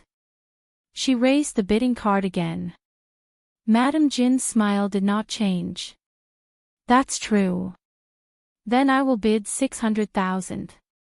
In the blink of an eye, the starting price of 10,000 yuan was raised to 600,000 yuan, and it seemed that there was no sign of it ending. Generally speaking, such a situation rarely occurred at charity auctions. The purpose of everyone here was not to bid for a family heirloom. First, it was to socialize, and second, it was to do charity. Therefore, even if there was an auction item that they liked and many people bid for it, everyone would talk to each other. Whoever had the bigger face would get it. Everyone was happy. Madame Jean and Su Hui were directly against each other, not giving in at all. They were like enemies. But no one had heard of any grudges between the two. However, some insiders who knew about the industry were silent. Because if Madame Jean really bid for the title song of her new artist, the price of 600,000 yuan was far beyond the highest level in the industry. In the pop music industry of Xiangjiang, the top price of a work with lyrics and music was between 300,000 yuan and 400,000 yuan. With Madame Jin's status and reputation in the circle, she had too many choices. There was no need for her to argue with Su Hui. Madame Jean was not so superficial. So the question was, what prompted her to do this? Probably aware of the doubts of others, Madame Jean deliberately explained, "Mr. Lu Qin is the most outstanding singer-songwriter in the mainland. Each of his works is excellent." The auctioneer had said similar words just now, but not many people took it seriously. But now that it was said by Madame Jean, the effect was completely different. "As far as I know, the price of one of his songs is about 1 million yuan, and the album, Woman Flower, which he produced for his girlfriend, Miss Chen Fei, has sold more than 5 million yuan. 5 million record sales." Several insiders in the industry took a deep breath. Even in the mainland, where the market was huge, a record selling more than 5 million yuan was an extremely amazing result. And Chen Fei's name was known by many people. Chen Fei's boyfriend offered a price of 1 million yuan for a song, and the sales exceeded the charts. With all these factors, it was undoubtedly normal for Madame Jean to bid 600,000 yuan. Many guests present looked around, looking for Lu Chen's figure. They all wanted to see what such an outstanding person looked like.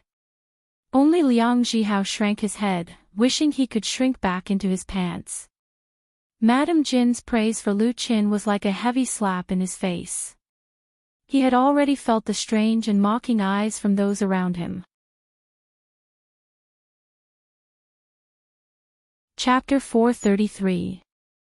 In modern society, information was developed, and the internet world was boundless.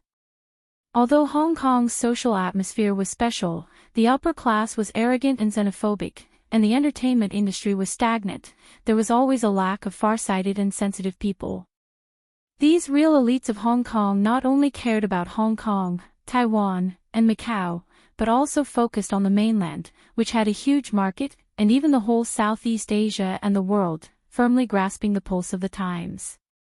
Mrs. Jean was definitely one of the people who paid the most attention to the mainland entertainment market in Hong Kong. As early as the establishment of her entertainment agency, she began to consciously make arrangements in the mainland in advance, and worked hard to develop the mainland market. She had organized many Hong Kong star groups to perform in the mainland, and she also had considerable connections and resources in the mainland.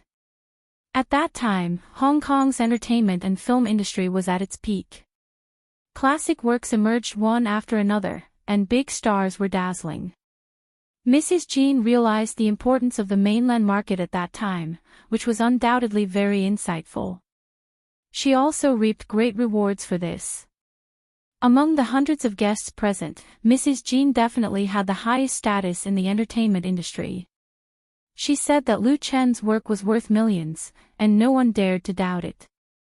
Even if they didn't believe it, they could only hide it in their hearts. And most people had a new understanding of Lu Chen, the young man from the mainland. Because Lu Chen proved his value. In Hong Kong, value was basically the most basic measure of social class. This meant that the one song that Lu Chen took out as a charity auction item was sold, and he would become one of the top original creators in Hong Kong's pop music industry. 700,000. Su Hui gritted her teeth and raised her paddle again.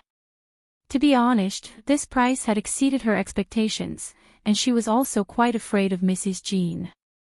But Su Hui was not willing to give up like this. She couldn't let others think that she was afraid of Mrs. Jean. Mrs. Jean seemed to have expected it. She smiled lightly and gracefully raised her paddle. 1 million, 1 million. It actually reached 1 million. A song being sold for 1 million was probably something that had never happened in any auction. There were exclamations in the banquet hall. Although for many people present, 1 million was not a big number, and they could easily take out 10 times the amount to use it to make a song. It could only be said that Mrs. Jean was too bold. Su Hui was finally convinced. Not to mention the astonishing price of 1 million yuan, if she continued to compete, it would make people feel that she was very insensible. That's right, Su Hui was the one who took the photo first. However, if she and Madame Jean fought over it in the end, others would only say that she was young and insensible. This was a matter of reputation. 1 million, deal. The auctioneer didn't dare to ask again at this time. He directly hammered the gavel and said, "Congratulations, Madame Jean." Paw paw paw. Warm applause rang out in the hall. No matter what thoughts everyone had, they all congratulated Madame Jean at this time. It could be said that they had watched a good show and had another topic to chat about. Thank you. Madame Jean smiled and stood up to thank her. At the same time, she looked at Lu Chen, who was sitting in the corner. She had obviously noticed Lu Chen's presence a long time ago. Lu Chen said to Li Zhen, "Let's go." Now that his auction item had been sold, he could no longer hide in the corner and be a bystander.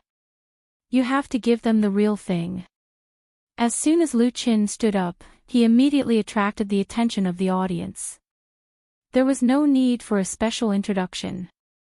Everyone knew that he was the real protagonist of the auction just now. Almost everyone's eyes were attracted to him.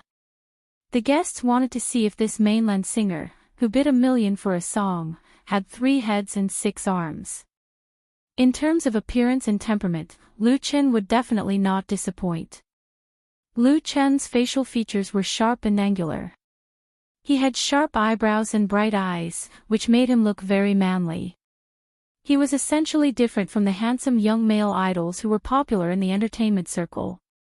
He was more in line with the traditional aesthetic tendency. He was handsome enough, but he was not feminine. He was more than 180 meters tall. His figure was perfect after long-term exercise. With the new 2016 Armani suit, it was no problem for him to walk on the runway of the Fashion Week. The most important thing was that after experiencing 3 lives in the dream, Lu Chen's temperament had changed a lot. He was deep and restrained, not arrogant and rash. He had the calm temperament of a successful person, which left a deep impression on those who saw him for the first time. He is Lu Chen. He really looks talented. I'm afraid it's rare even in the mainland. Such a young man is also rare in Hong Kong.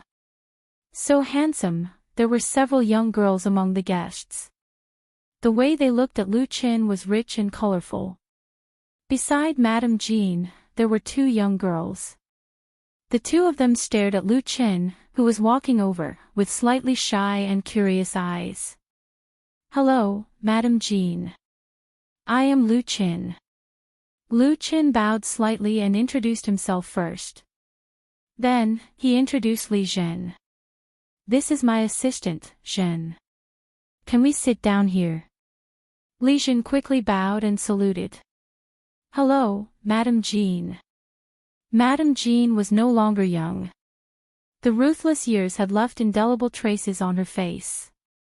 No matter how hard she took care of herself, her white hair could still be seen on her temples. However, it could be seen that she must have been an outstanding beauty when she was young. Although time had left its mark, it had also precipitated the unique temperament accumulated by experience, graceful and luxurious. The most noticeable thing was her bright eyes. Her eyes seemed to be able to see through people's hearts. "Sit down. There are still seats here." Madame Jean smiled and asked, "When did you come to Hong Kong?" Lu Chen and Li Zhen sat down on the empty seats.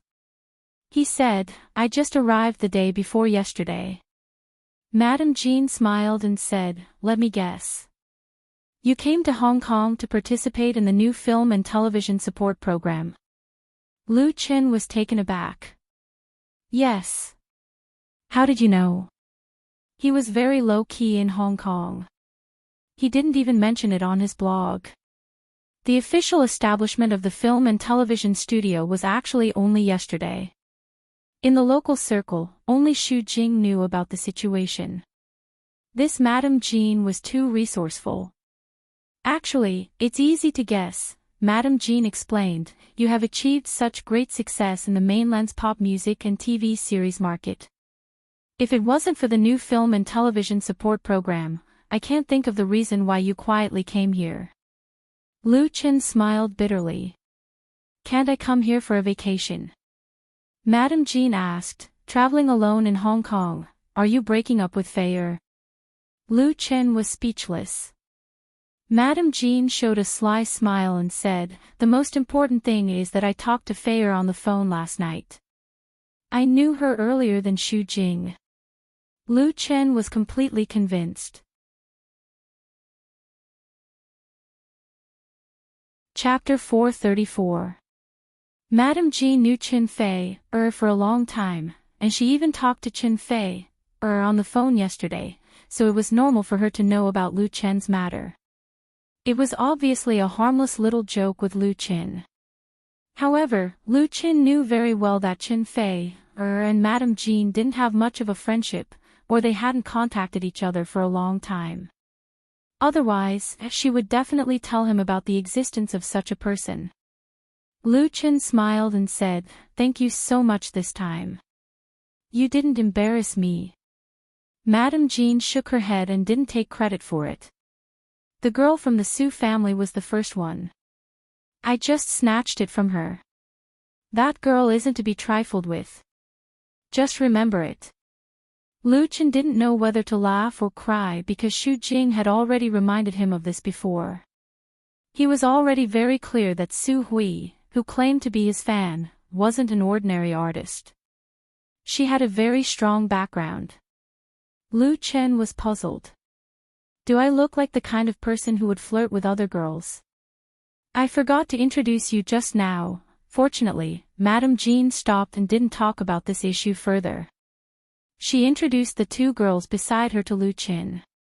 This is my goddaughter, Ji Xiaodai and Li Xinyan. Xiaodai will debut next month. Her eyes were full of love. It was obvious that she liked her two goddaughters very much.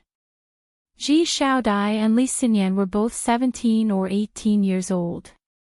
The two girls were both beautiful and cute.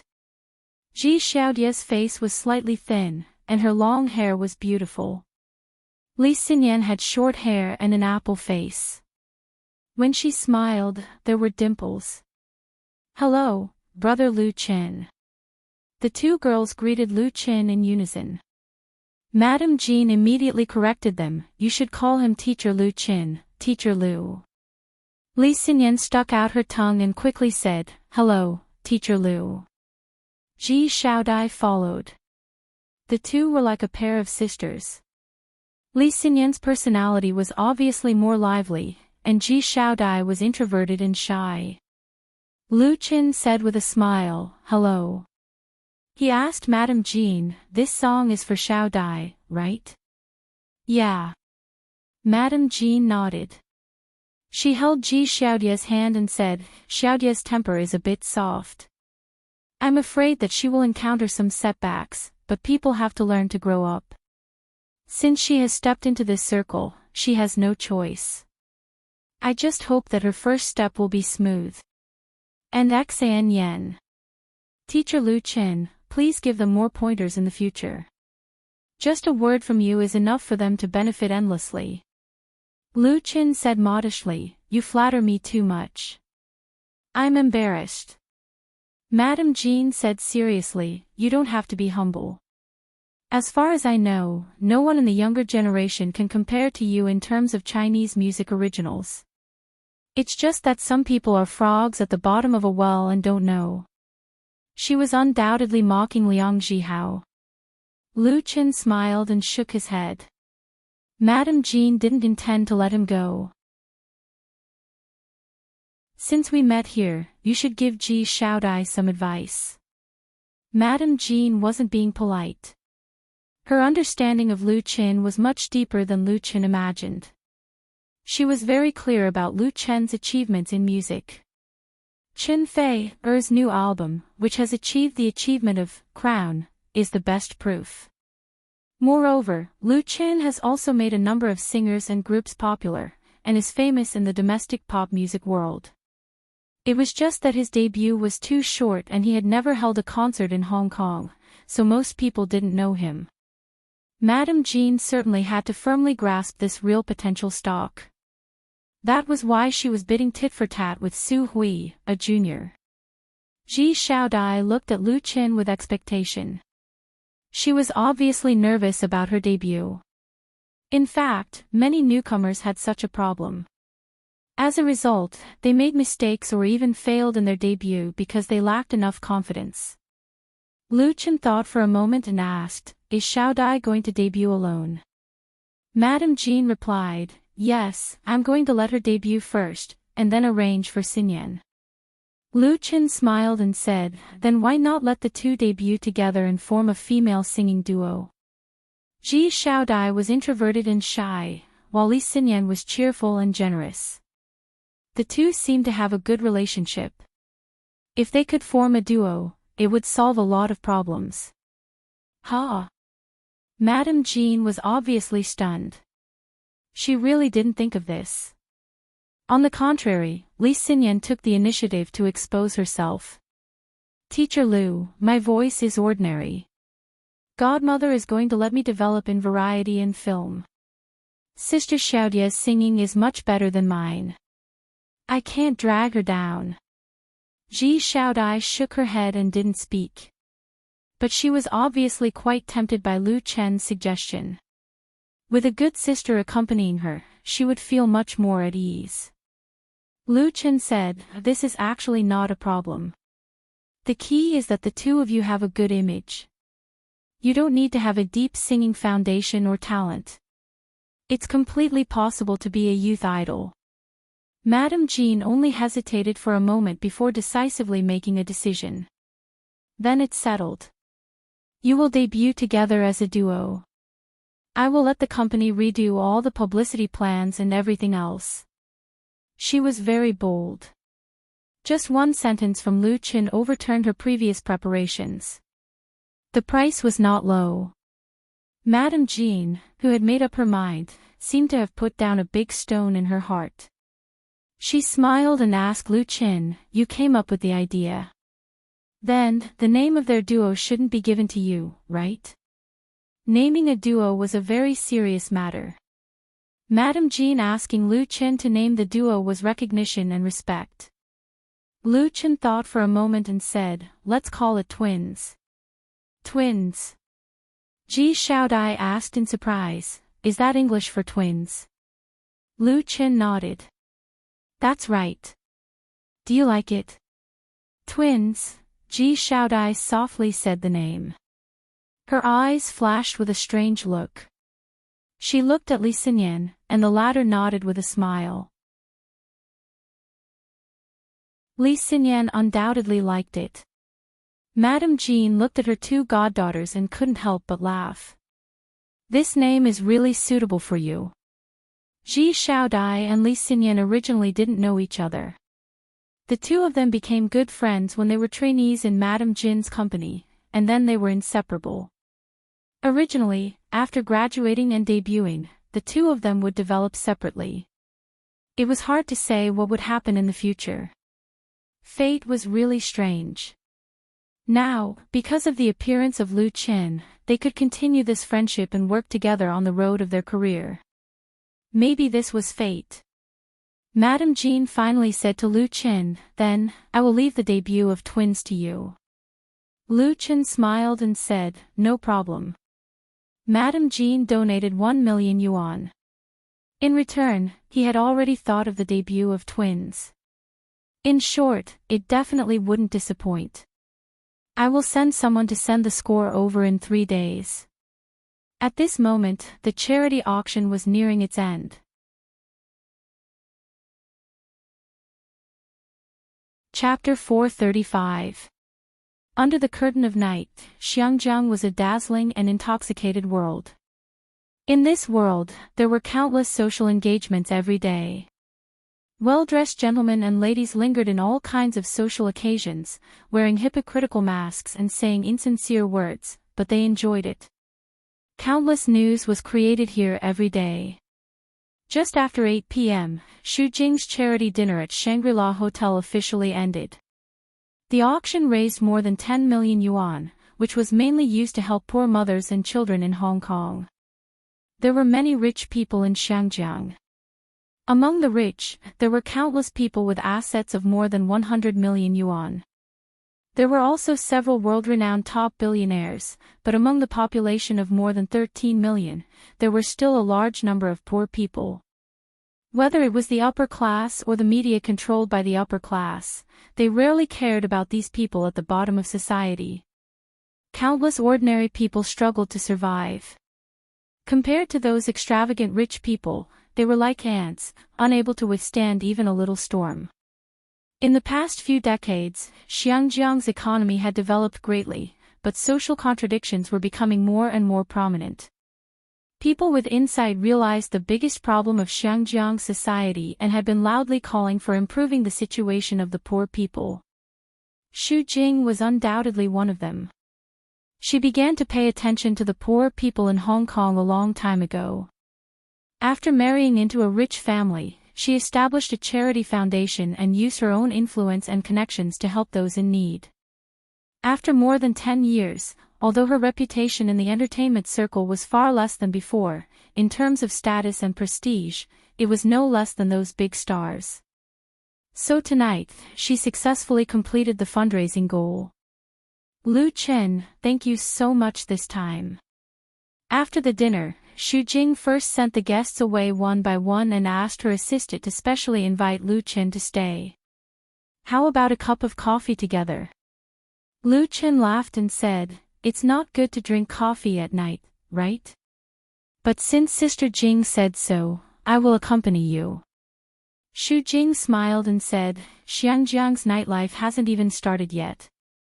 The coffee shop that Xu Jing invited Lu Chen to was right next to the Shangri-La Hotel. It was said that it was the most famous Lanting coffee in Xiangjiang. If one didn't make a reservation in advance, then they definitely wouldn't be able to get a seat. The seat Xu Jing had booked was very good. It was close to the large floor-to-ceiling window. As long as one turned their head to look, they would be able to see the beautiful night view of Port Victoria. Tasting the fragrant hand-ground coffee, listening to the live piano playing in the cafe, and facing a charming beauty, Lu Chen felt that his trip to Xiangjiang this time was really worthwhile. Of course, he only wanted to admire the beauty and nothing else. Perhaps it was Lu Chen's calm and appreciative attitude that made Xu Jing have a good impression of him. After some careful observation, she finally approved of Lu Chen. Fei has found a good boyfriend.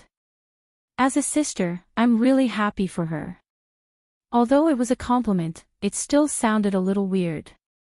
Lu Chen smiled bitterly and said, Sister Jing, you will make me very embarrassed. Xu Jing pursed her lips and smiled, what's there to be embarrassed about? Fei, hers foresight has always been better than mine. Back then, she advised me not to marry into a wealthy family, thinking that women should rely on themselves to win their lives. I almost fell out with her. She stopped smiling and said in a low voice, now that I think about it, what she said couldn't be more right. Lu Chen was silent. Although it was the first time they met, he could see that under Xu Jing's bright and beautiful appearance, there was probably an unknown bitterness. In fact, thinking about it, it could be understood. As a former little empress, she didn't have much popularity after re-entering the entertainment circle. Although she had a place in the upper class by relying on the reputation accumulated by the charity foundation, the face was given by others. All the glory and glory were like castles on the beach. If a strong wind and big waves swept over, then it was very likely to vanish into thin air. To lay a foundation in Xiangjiang and not fall, the most basic thing was one's own strength. Let's not talk about this, Xu Jing reinvigorated herself and smiled again. What were you talking about with Madame Jean for so long? Did you fall for her two goddaughters? You were still reluctant to part with them when you were about to leave. There was a teasing look in her smile, the kind of teasing between friends. Sister Jing, don't slander me, Lu Chen hurriedly surrendered, I just promised to write a debut work for the two of them. 2 songs. Xu Jing was surprised. Is it 1 song? Lu Chen explained, actually, it's 1 song. Because I suggested that the 2 girls should debut as a duo, Madame Jean agreed. It's called Twins. Twins. Xu Jing's eyes suddenly lit up and said, a duo girl group. It seems that there are no famous people in the circle now. This name is very good. Did you give it to them? Lu Chen nodded. Xu Jing sighed and said, these 2 girls are lucky to meet you.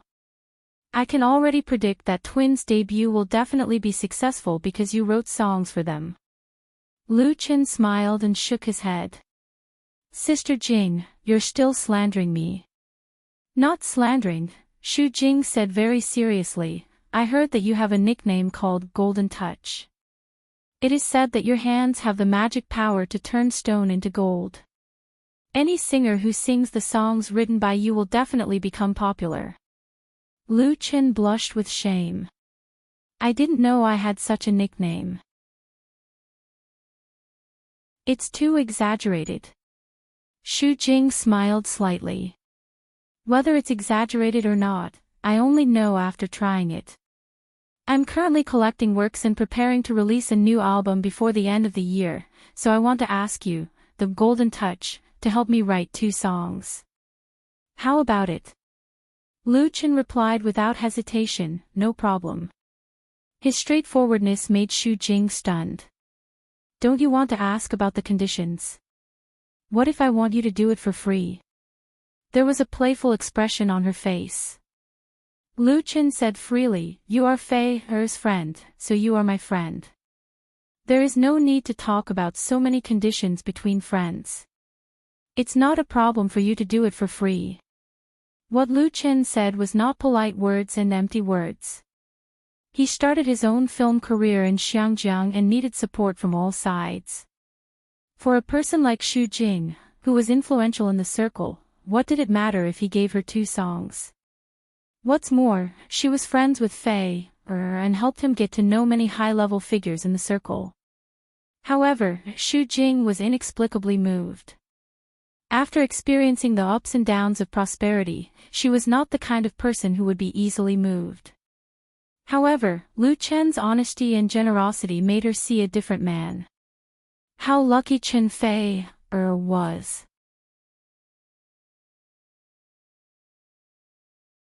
Chapter 436. Then I'll leave the title song of my new album to you. Xu Jing stood in front of a white Maserati with a small bag and said to Lu Chen with a smile, "After going back, I'll tell Fei more good things about you. Even if you do something bad in Xiangjiang, I'll pretend that I didn't see it." Lu Chen didn't know whether to laugh or cry. "Thank you so much, Sister Jing." She was already in her 30s, but her jokes were not much different from those of young people. But this just showed her appreciation and affection for Lu Chen. This was the premise of being a real friend. "Goodbye." Xu Jing smiled and waved like a familiar friend, then turned around and opened the door and got in. Lu Chen watched Xu Jing's car go away and disappeared in the rolling traffic on the long street. He said to Li Zhen, "Let's go." Li Zhen hesitated and asked, "Boss, it's still early. Do you want me to take you to the night market in Xiangjiang? Temple Street in Zhilongyao is very lively at night." People in Xiangjiang were very fond of nightlife, especially young people. Except for a few otakus, most people would play very late. In addition, tens of millions of tourists poured into Xiangjiang every year, creating the prosperity of the night market in Xiangjiang. Lu Chen had long been famous for the night market in Xiangjiang. He was quite tempted, but after thinking about it, he gave up. It was boring to go to the night market alone. Even if Li Zhen accompanied him, she was just an assistant after all.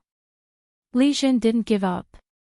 She thought that Lu Chen was afraid of the noise and crowding, and said, "If you don't like the night market, then go to Lan Kwai Fong. The bar in Lan Kwai Fong is very unique, and there are many foreigners." Compared with Temple Street in Zhilongyao, Lu Chen undoubtedly knew more about the bar in Lan Kwai Fong. Although it was the first time he came to Xiangjiang, he had long heard of the famous bar in Lan Kwai Fong. When Lu Chen was mingling in Forget Grass Bar, he once knew a singer from Xiangjiang, who sang in Lan Kwai Fong and told him a lot about it. At that time, Lu Chen really yearned for it. Li Zhen's suggestion inevitably evoked his memories and feelings. "Then let's go to Orchid Kwai Lane." Finally getting what she wanted, the little assistant was overjoyed. "Okay." Lan Kwai Fong was an L-shaped uphill path located in the Central District. Its name was taken from the meaning of Lan Kwai Fong. It was a high-end consumer area that gathered bars and restaurants of all sizes. Therefore, it was very popular with the middle class, foreigners and tourists. It was one of the special tourist attractions of Xiangjiang. It was only a 5-minute drive from the Shangri-La Hotel to Lan Kwai Fong. After getting off the car, Lu Chen and Li Zhen walked into the famous street. Walking into Lan Kwai Fong, the atmosphere was immediately different from the Central District. This path paved with stone eggs was filled with a European-style atmosphere. There were bars and restaurants on both sides of the road. The unique street lights and the light emitted by various signboards set off a different atmosphere. Most of the bars here were open from noon to 2 a.m. or even later. There were also English and Australian bars and even Japanese karaoke lounges that served snacks all day. Therefore, whenever the night fell, many young and fashionable people of Hong Kong liked to come here to have a good time, making Lan Kuai-fong full of vitality and vitality that belonged to young people. Li Zhen was a frequent visitor of Lan Kuai-fong, so she was clear and logical when she talked about it. It's still okay now. During holidays such as Halloween, Christmas, and New Year's Eve, Lan Kuai-fong will hold street carnival activities. This is definitely one of the most lively places in Xiangjiang. There are a lot of foreign tourists. Along the way, Lu Qin saw a lot of foreigners. They were standing at the entrance of the bar or on the roadside in groups of 2 or 3 holding a glass of wine. They were whispering and chatting or admiring the people and scenery along the street. Li Zhen suggested, "Boss, let's go to La Dolce Vita 97 bar. There are free performances every night. Saxophone, guitar, singing, and dance. I've been there with my friends many times." La Dolce Vita. Lu Qin thought it was a good idea. Then let's go to this bar.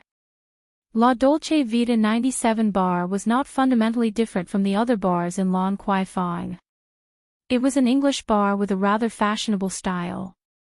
The decoration was unique but not luxurious, and the furnishings were relatively simple. Inside, the space was not particularly big. Wooden tables, high stools, or high back chairs were standard equipment. The wine cabinet behind the bar was filled with all kinds of beer and other alcohol as well as wine glasses. 2 white-skinned and blue-eyed bartenders were mixing drinks for the guests. Most of the seats were occupied.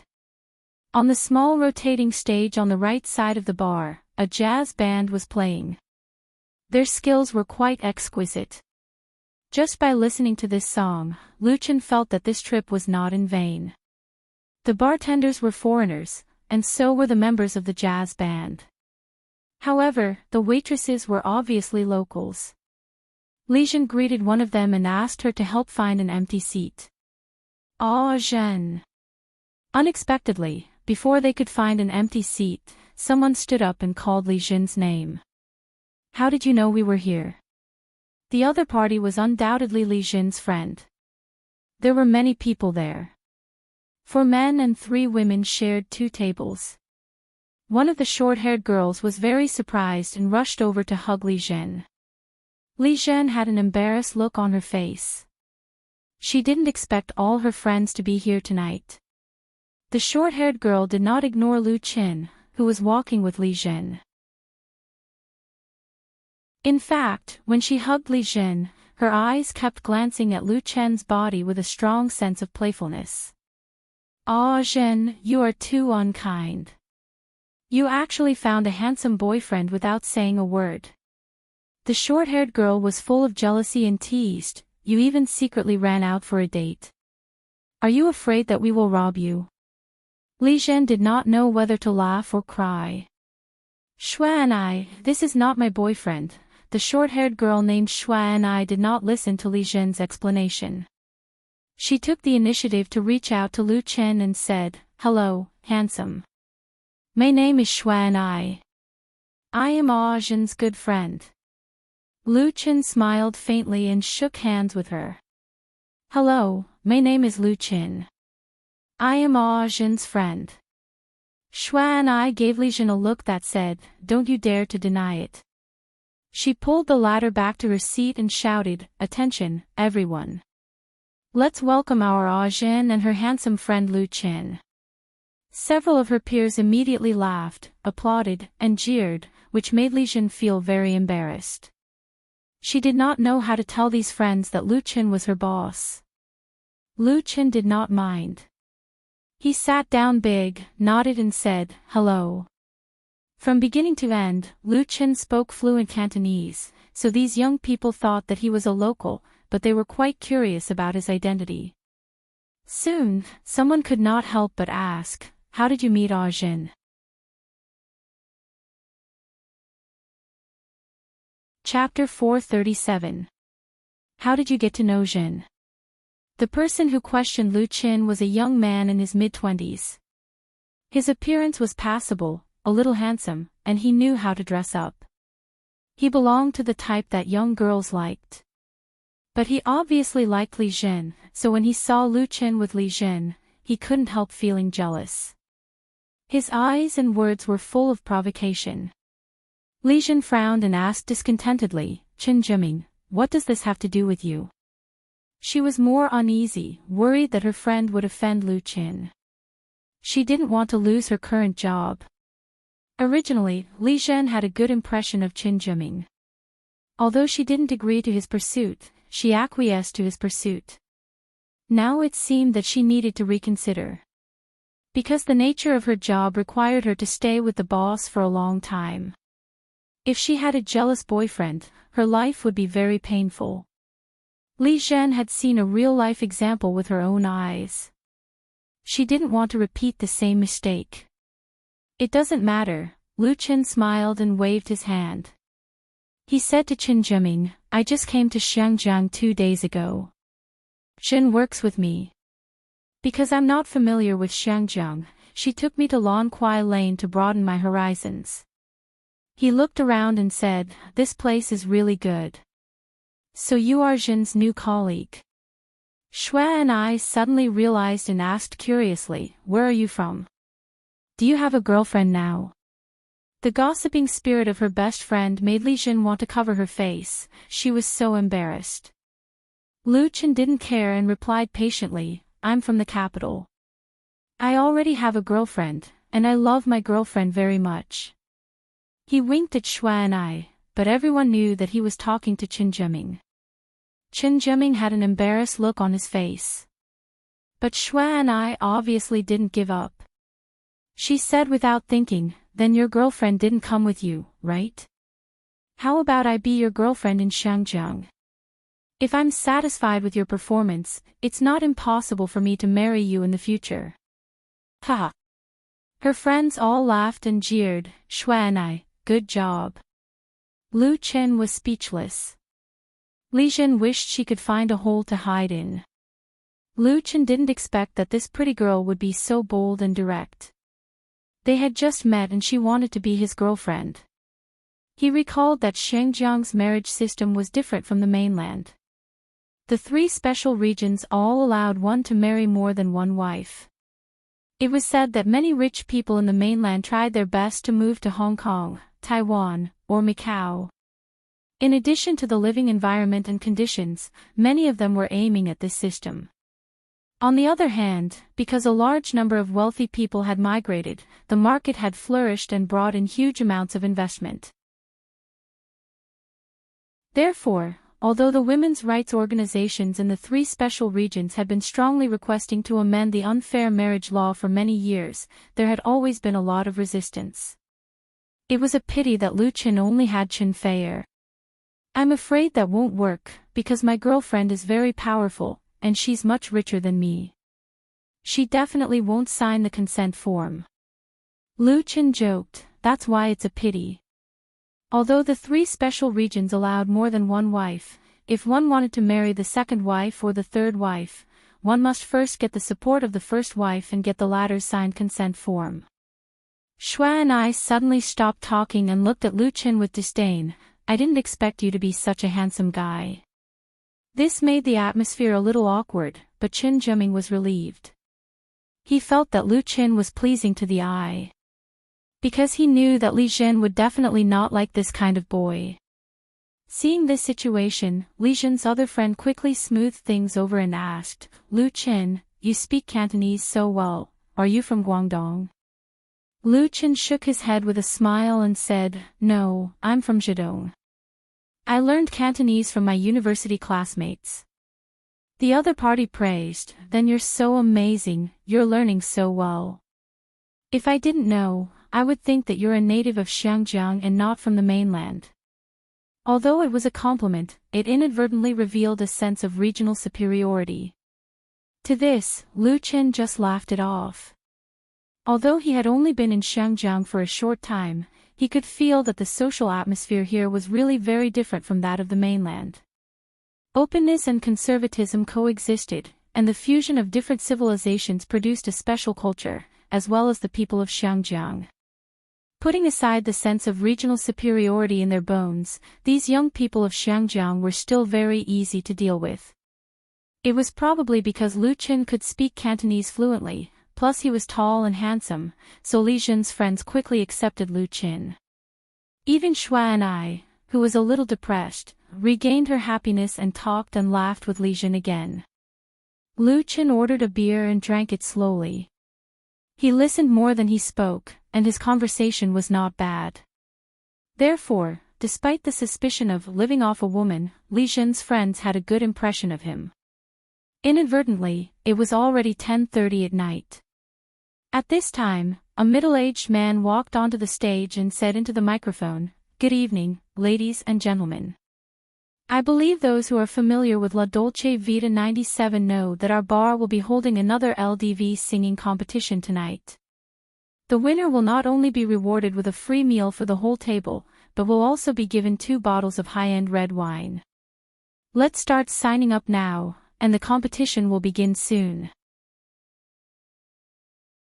As soon as his voice fell, there was immediately a warm applause, whistles, and cheers. For a moment, the atmosphere in the bar was pushed to a climax. Li Zhen knew that Lu Qin did not understand, so she deliberately explained it to him.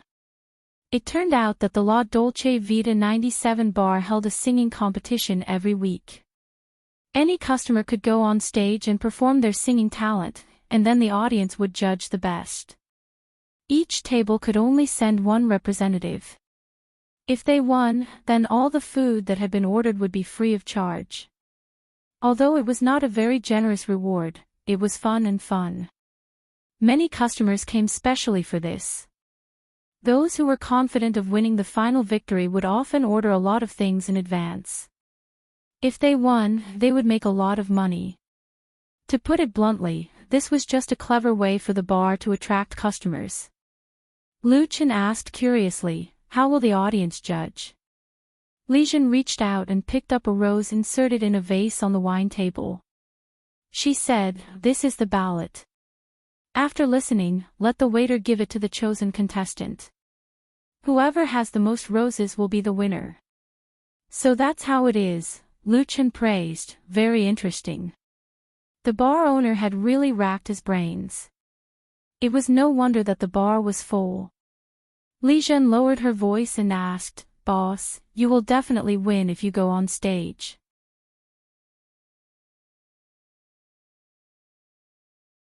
Chapter 438. Boss, you will definitely win if you go on stage. Although Li Zhen's words were very light, she was absolutely confident. Who is Lu Qin? He is the well-deserved #1 among the new generation of singers in the mainland. His debut time is very short, but his speed of becoming famous is very fast. The success of his 2 albums have proved his strength. Lu Qin also won the championship of the influential Singing China reality show. The more she knew about Lu Qin, the more Li Zhen felt incredible. Hong Kong's pop music began in the early 1970s, and has been up and down for decades. There was an incomparably glorious era, with a large number of outstanding singers and musicians emerging, and a huge impact on the mainland. But in Li Zhen's impression, a young singer like Lu Qin, who has style, talent, and strength, there are really few people in the pop music world of Xiangjiang who can be compared with him. It should be known that Lu Qin is a top singer who combines singing and creation. If he goes on stage, won't he easily crush everyone in La Dolce Vita 97? That's bound to win. Before joining Lu Qin's studio, Li Zhen, like the vast majority of Hong Kong people, knew nothing about her new boss. Now that she knows and is familiar with him, she is more and more looking forward to hearing Lu Qin's live singing. Therefore, Li Zhen instigated Lu Qin as a small wish of the latter's fans. Lu Qin shook his head with a smile. He is confident that he can win if he goes on stage, but that would be bullying. What are you talking about? At this time, Chen Zhiming was in a bad mood again. He saw Li Zhen and Lu Qin whispering, as if they were very intimate, and the jealousy in his heart rose again. Although he knew that his question would make Li Zhen feel disgusted, he couldn't bear to pretend not to see it. It's none of your business. Li Jin couldn't help rolling her eyes. Lu Qin said with a faint smile, we're talking about who should go on stage later. Of course, it's Jiming. Sitting next to Qin, Jiming's friend immediately said, Jiming sings very well. He's best at Lu Tianwang's songs, and he has won an award in a singing competition before. Qin Jiming revealed a proud expression and did not show any signs of modesty. Singing was really one of Qin Jiming's best skills. His favorite and idol was Hong Kong superstar Lu Gangxing, so he had painstakingly imitated Lu Tianwang's works. In the KTV set organized by his colleagues and friends, his singing often won applause. Qin Jiming was prepared to go on stage himself, but when he saw the calm smile on Lu Chen's face, he felt uncomfortable in his heart, so he said, I think it's better to let Lu Chen go. It's his first time here, so of course he has to have fun. How can he not go on stage and sing? Am I right? His friends looked at each other. Everyone had known each other for a long time and were very familiar with each other. Everyone could naturally see what Qin Jiming was planning. It was nothing more than to let Lu Chen go up on stage and embarrass himself. In turn, it would serve as a foil to win Li Jin's favor. It had to be said that this method was not very clever. This was not the way to chase a girl, and Lu Chen obviously did not have the idea of chasing Li Jin. Qin Jiming was undoubtedly blinded by jealousy. But because everyone was friends, no one could criticize Qin Jiming. The person next to Qin Jiming clapped and said, yes, yes, yes, this idea is good, I support it. The others could not help but look at Li Jin. She was the one who brought Lu Qin. Li Jin's expression was very strange, as if she wanted to laugh, but also seemed to not know whether to laugh or cry.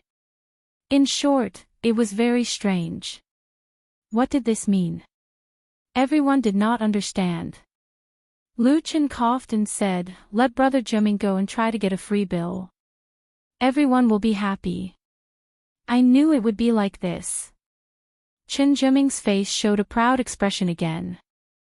It would be best if Lu Qin was willing to go on stage, but it did not matter if he was not willing. Of course, he would not force him in front of Li Jin and ruin his own image. It was enough for Lu Qin to admit that he could not do it. It was better to let the Real Masters do it. Yi Xian, it's Yi Xian. What Qin Jiming did not expect was that just as he was about to speak, a shout of surprise suddenly burst out from not far away, causing an uproar. Everyone's attention was attracted, and they quickly figured out what was going on. It turned out that the person sitting at the table was Yi Xian, a rather famous singer in Xiangjiang. He came to La Dolce Vita 97 with his friends for a small gathering, and then was recognized by the hostess who sent him the number plate. Lan Kwai Fong Bar was very famous, and it was very common for star artists to appear here. Coincidentally, there was a female fan of Yi Xian who shouted on the spot.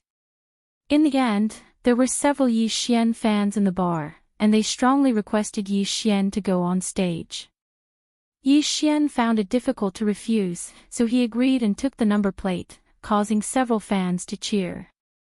Then what was the point of playing? The people at Lu Chen's table were all discouraged, and Qin Jiming no longer had any desire to be in the limelight. Although he was confident in his singing ability, against a famous singer like Yi Xian, he could only be crushed. There was no chance of victory. Qin Jiming wanted to amaze everyone on stage, but he didn't want to become Yi Xian's foil. In his disappointment, he suddenly had an idea and said to Lu Qin, your luck today is really good. It's a rare opportunity to be able to compete with Yi Xian on the same stage. Don't miss it. Qin Jiming didn't plan to go up, so why not let Lu Qin go up? This person, Lu Qin sighed inwardly. This Qin Jiming was a typical smart person with no real wisdom. In fact, it was just something for everyone to have fun. There was no need to think so much about it. Why bother? What was funny was that his little scheme was seen by everyone, and he was complacent without knowing it. Lu Chen didn't think that Chen Zhiming would have a chance to chase after Li Zhen. Li Zhen was a very smart girl. At this time, the hostess came over. Lu Chen took the number plate from her as proof of going on stage. He said with a smile, "Then I'll make a fool of myself. When the time comes, everyone will support me." Chen Zhiming chuckled, Of course, of course." He just threw out the hot potato and couldn't wait for Lu Chen to PK with Yi Xian. He would definitely be tortured badly. Although Yi Xian wasn't a first-rate singer in Xiangjiang, he was still very strong in singing. He had released a few albums that sold well, so it wouldn't be a problem for him to be ranked second. It was too easy to crush an amateur like Lu Chen. While they were talking, La Dolce Vita 97's LDV Singing King Award officially began. The first person to go on stage was a young girl. She sang a classic old song, Love Gone Away. She sang it very well and drew warm applause. Lu Chen's number plate was number 13.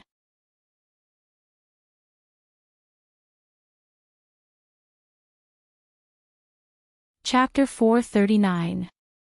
For the people living in Xiangjiang, the truly exciting part of their nightlife had yet to arrive. The atmosphere in La Dolce Vita 97 was just right. The LDV Singing Kings Award was extremely famous, but it was actually just a program for the bar to entertain itself. The key was to invite customers to participate in it, and anyone could go on stage and show off their singing skills. However, the situation tonight was different. The appearance of the singer Yi Xian caused the competition to lose its suspense. However, the other contestants also sang exceptionally relaxed, losing a lot of competition and gaining a lot of joy. The amateur singers who went on stage according to the number plates were of varying levels. Some of them attracted bursts of warm applause, while others attracted bursts of boos. He didn't mind being booed and finished singing with a smile. Only then would he be able to receive the small gift that the bar gave to all the contestants, 2 stacks of German black beer. Coincidentally, Yi Xian was ranked 12th, just in front of Lu Chen. A star is a star. The moment Yi Xian appeared on stage, the entire bar was in an uproar. Applause, cheers, and whistles rose and fell one after another. There were even female fans shouting his name. It was as if this was his solo concert's home ground, instantly crushing all the contestants in front of him. Yi Xian was around 30 years old. He wasn't the kind of handsome guy who met the public standards, but his skin was fair and gentle. His weak temperament should be able to attract the affection of young women. After going on stage, Yi Xian held the microphone and said, "I'm very happy tonight. I was able to meet so many friends here, and everyone likes music. La Dolce Vita 97 is also very good. Originally, I didn't plan to go on stage, but since everyone insisted, I can only make a fool of myself. I drank a lot of wine today, so I'm not in a very good state. Please don't take offense to my poor singing." Everyone laughed and clapped, giving him encouragement and support. Yi Xian seemed to have obtained strength from the applause, and his mental state instantly rose. His entire person immediately became very different, as if he was filled with vitality and the desire to sing loudly. "Then I'll play this song for everyone. It's my favorite song, Breaking Dawn." The applause instantly became several times more enthusiastic. Lu Chen was also applauding. He nodded to himself, thinking that his colleague was definitely experienced in controlling the scene. There were many kinds of singers. Some singers were only good at performing in the recording studio, while some singers performed better in big occasions. Their ability to control the scene was often very strong. A brilliant singer could easily stir up the atmosphere of the scene and firmly grasp the emotions of the audience. It was very easy to complete a successful performance. The scene in front of him was very small, but Yi Xian had only used a few words and the aura he brewed to completely turn La Dolce Vita 97 into his home ground. It was obvious that he was well aware of the profoundness within. You really can't judge a book by its cover. Yi Xian's singing ability was also very strong. This Breaking Dawn wasn't his own work, but the famous work of Xiangjiang's heavenly king Lu Gangxing. It could be said to be a household name in Xiangjiang. There were many singers in Hong Kong who had covered this song.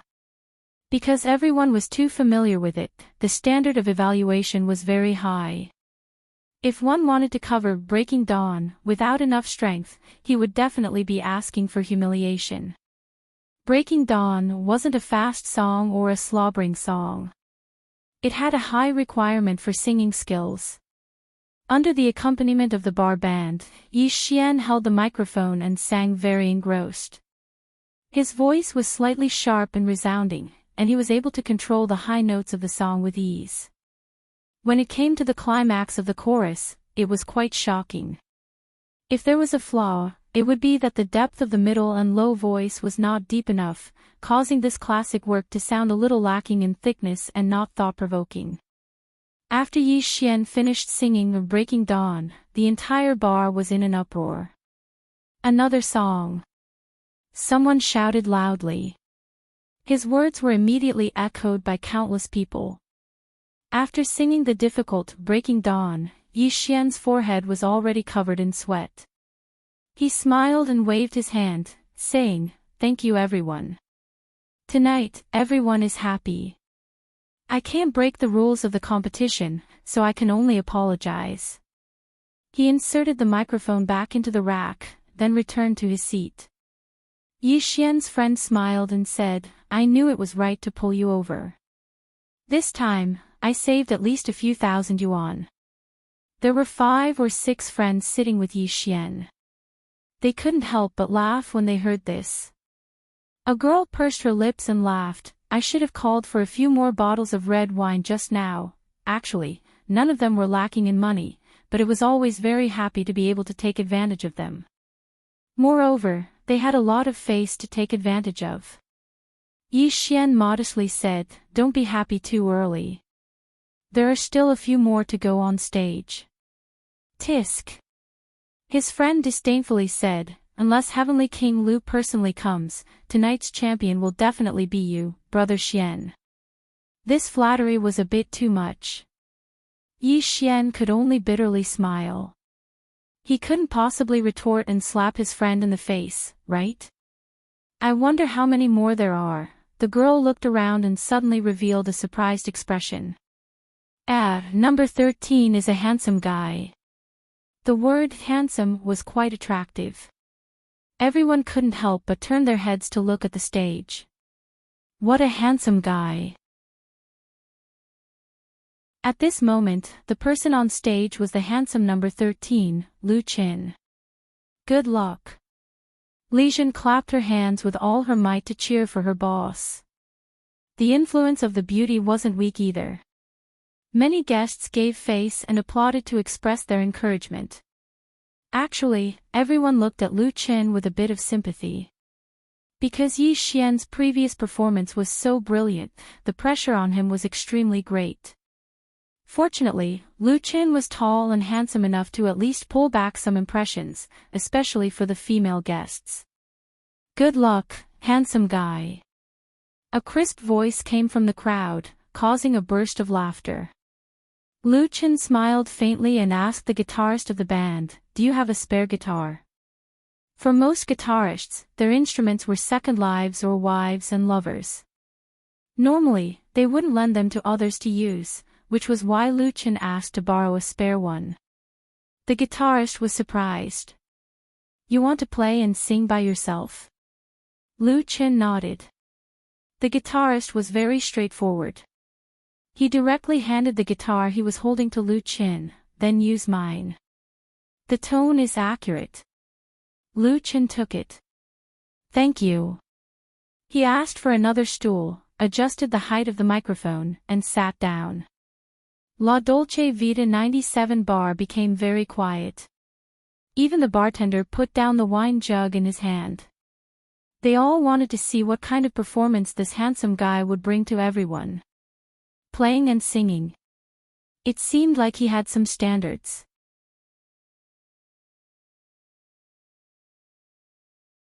Chapter 440. Singers who could play and sing by themselves would always be looked up to by people, because such singers were often not too bad, and many of them had personalities and characteristics, often inadvertently surprising people. As for amateur singers who dared to play and sing by themselves on stage for people to appreciate and evaluate, they were either not strong enough but overconfident, or they really had some level of skill. Lu Chen looked like the kind of person who had a level of skill. He was calm and confident enough. In other words, it was a typhoon. He was very good and did not have stage fright. Such people usually had 70 to 80% of their strength and could often play out 100%. So although there was no suspense about the result, everyone still had some expectations for him and listened very carefully. Lu Chen held the guitar and coughed, then said to the microphone, "It's my first time in Xiangjiang, and also my first time in Lan Kuai Fong and La Dolce Vita 97. Everything here has surprised me. It's a pity that I didn't bring my girlfriend with me this time. I believe she will also like it here." Everyone gave him face and applauded for Lu Chen's praise for La Dolce Vita 97. No one thought that Lu Chen was not from Xiangjiang, and it was his first time in Lan Kuai Fong. That was interesting. Lu Chen continued, "Then I saw that there were a lot of couples in the bar, so I sang a love song. May all the lovers in the world be together, and lonely people can also find their other half." The applause became louder. Lu Chen smiled and said, "The name of this song is called The Love of a Lifetime, and it's for all the lovers." He gently plucked the strings and began his own singing. On this strange and familiar stage. If you wait foolishly, one day you can finally wait, the love of a lifetime. Who cares that our love often encounters accidents and is not clear about the future? Who would like, the love of my heart, watching the sea alone every day? I would rather not speak for a lifetime, don't want to lie to you. Pay attention to our love, you will find a little distance between us. Love without words, I don't dare to say I want to be with you, Wu, the love of my life, was a Cantonese song, and it was Lu Chen's first Cantonese work.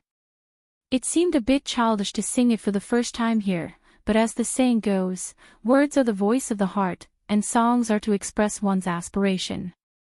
Singing when you want to sing, not for profit or fame, is the true nature of a real singer. The Love of My Life was a gentle and affectionate song. What it sang was the singer's desire for love. It was the persistence and expectation of love. It was a love song that could undoubtedly become a classic. Lu Chen's interpretation of the song was deep and restrained. Every word and sentence contained his inner feelings, which gave his singing a unique charm. It made people involuntarily listen carefully and then sink into it without any resistance and be deeply affected. La Dolce Vita 97 suddenly became very quiet. People listened to this song that they had never heard before. Every word, every sentence, every sigh, it was as if they were under a spell. No one said a word. Even the waitresses hid in the corner. All eyes were on Lu Chen. Li Zhen bit her lip, not letting the excitement in her heart show. She knew that Lu Chen was very good, but the feeling brought by listening to Lu Chen's playing and singing on the spot was not something that could be described and carried by a few pages of text. Chen Zheming looked like he had seen a ghost. He had already tried his best to overestimate Lu Chen's level, especially after Lu Chen borrowed the guitar. However, the truth was often more cruel than imagined. Not only was Lu Chen not crushed by Yi Xian, but he also had the momentum to crush the other party. How could Chen Zheming endure this? His little scheme just now was so laughable. Chen Zheming's face was burning. Among the people present, perhaps he was the only one who was still absent-minded. Fortunately, no one paid attention to him. The people at Yi Xian's table were basically stunned. They originally thought that they would win for sure. Yi Xian would crush the entire audience without any suspense. They never thought that a handsome guy who could play and sing would suddenly appear, and he could even sing so well. Those who knew the ropes could naturally tell that Lu Chen's guitar skills were very high. His voice had a special quality, and his singing skills were even more extraordinary. Whether it was the change in aura or the handling of details, he was very familiar with them. The most rare thing was that the emotions contained in the song were sincere and warm, very touching. Such a level of strength was probably something that most professional singers could not compare to. Could it be that the pop music in the mainland had developed to such a terrifying level that any one of them could make their opponents feel ashamed? One of them felt that Lu Chen looked a little familiar, as if he had seen him somewhere before. Yi Xian's expression became very serious. He stared at Lu Chen, who was sitting on the stage, and fell into deep thought. If it was real, if it was fake, if you could play the role of yourself, you would give the gentleness in your heart to your only confidant. Like a fool, like a drunkard, I hope you know how to cherish yourself. One day, even if we are separated, I miss you, I really miss you. If I wait foolishly, one day I will finally be able to wait. The love of my life. The climax of the song was undoubtedly the most exciting. The first part of the song was a gentle whisper, and when it came to the chorus, the emotions were immediately raised. The sound went straight to the heartstrings, giving people a strong sense of impact. If a person waited foolishly, would there be a day when we would be able to wait for the person we love the most in our lives? And when we meet the only one in our lives, when we face difficulties, even though we clearly don't know the future, will we still be able to hold each other's hands until our hair turns white? This song was sung to people with the deepest true feelings. When Lu Chen finished playing the last note, applause erupted in the bar a moment later. Clapping, shouting, whistling. Young people were always direct when they expressed their love. There were also a few girls who picked up the roses in the vase on the table and rushed up to the stage to give them to Lu Chen. This meant that they had decided on Lu Chen. A flower was a vote. Among all the contestants who went on stage before, only Yi Xian had such treatment, and he was a singer. Shui and I opened her mouth in disbelief and muttered, "Is this for real? Zhen, isn't your colleague too amazing? Why doesn't he become an artist? He will definitely be famous all over the world." This Xiangjiang girl suddenly felt that even if Lu Chen was living off a woman, he was still relying on his strength to do so. Li Zhen hesitated for a moment, but still took the initiative to reveal the truth. "Actually, Lu Chen is not my colleague, but my new boss. He is the most famous young singer in the mainland, and he has also starred in 2 TV series with extremely high ratings. He is also an A-list celebrity in the mainland, and he writes a song for someone else for 1,000,000 yuan. Ah! Shui and I, Chen Zhiming, and the others were all dumbfounded. Note, The Love of Your Life lyrics, Xiang Xiaohui / composer, Wu Sikai.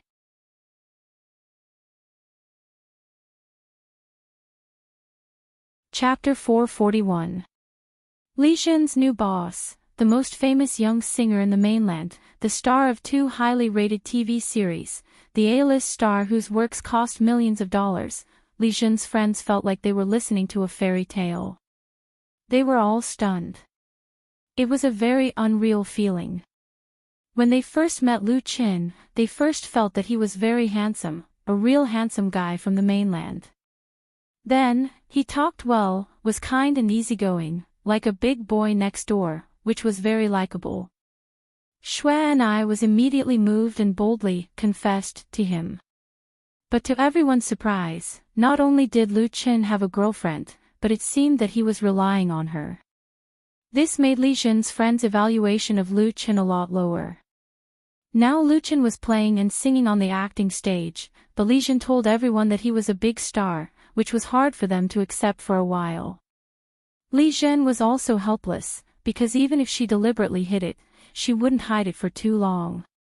When the truth was exposed, it would be very embarrassing in front of her friends. "It's true, I'm not lying to you," Faced with her friend's bewilderment, Li Zhen had to explain, "You can go to the internet and you will know. My boss's girlfriend is Qin Fei, You should know Qin Fei, right?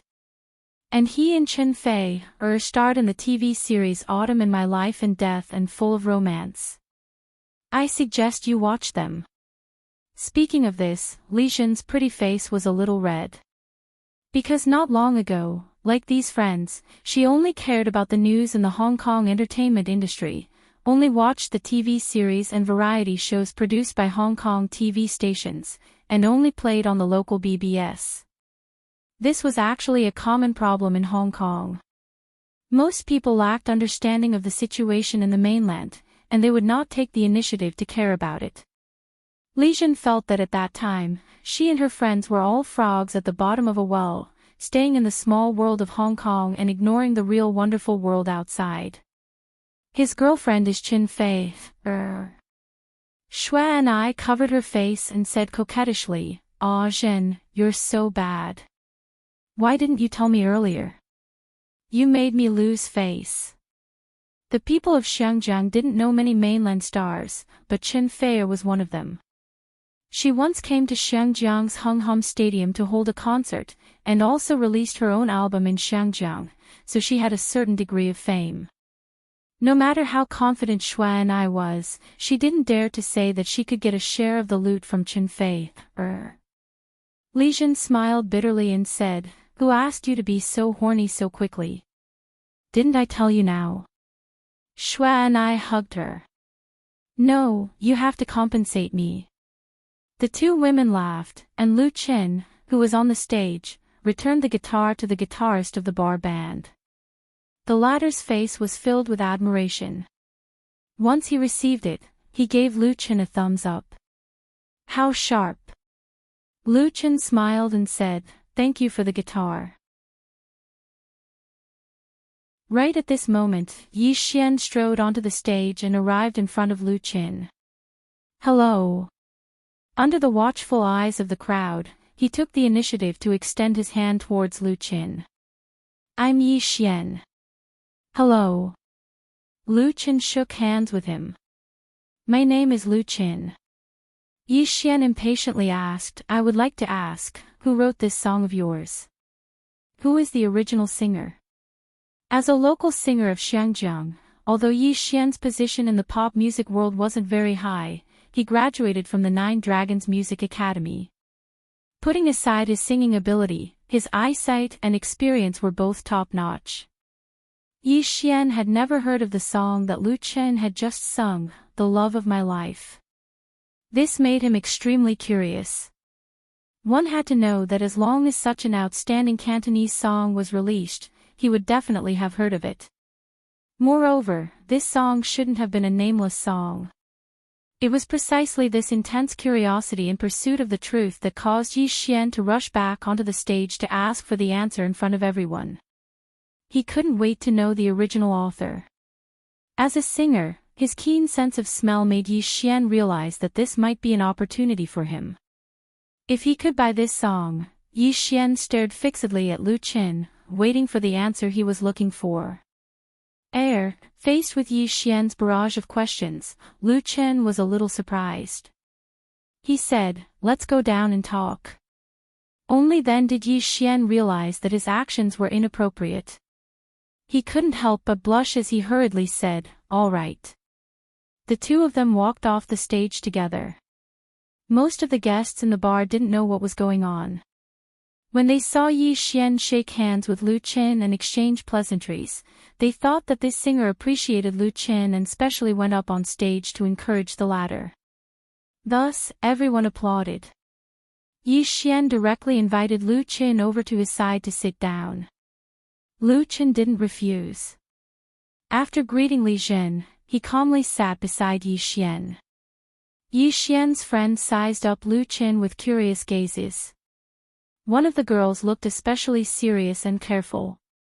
Before Yi Xian could introduce her, she suddenly asked, Have you filmed a TV series before?" Lu Qin smiled and nodded, "Yes." The girl's eyes immediately lit up and she asked, "Is it Blue Love?" Are you called Lu Qin? Lu Qin couldn't help but rub his nose and say, "It's me." "Ah!" The girl immediately let out a scream, and her eyes were filled with stars. "It really is you, it really is you. Yin Juanxi. I'm a fan of yours." She was so excited that her face was flushed red. It was the kind of excitement that a brainless fan would have when she saw her idol. If it wasn't for the fact that the occasion wasn't suitable, she would probably have directly pounced on Lu Qin and hugged him. Yi Xian and his other friends looked at each other in dismay. Yi Xian couldn't help but ask, "Ah Fong, you said he's an actor?" The girl nodded her head vigorously and stared at Lu Qin. "Yes, when did you come to Xiangjiang?" Lu Qin smiled and said, "I just came a few days ago." Yi Xian had no choice but to interrupt their conversation. He realized that the development of the situation seemed to have gotten out of his control. "Lu Qin, that song just now," Lu Qin replied, "I wrote that song myself, and it's the first time I've sung it in public." He understood Yi Xian's thoughts. But Lu Qin wouldn't sell this song to anyone else. Yi Xian was stunned. When Ah Fong said that Lu Qin was an actor, Yi Xian didn't care too much. But now that he heard Lu Qin say that the song, "The Love of My Life," came from him, Yi Xian was truly shocked. Ah Fong giggled and said, "Brother Lu Qin is very famous in the mainland. He's a singer and has already released 2 albums, right? All the works in his album were written by himself. He's a very good singer." Her understanding of Lu Qin all came from the internet. She specially searched for it after watching Autumn in My Heart. Yi Xian finally realized that he'd underestimated Lu Qin.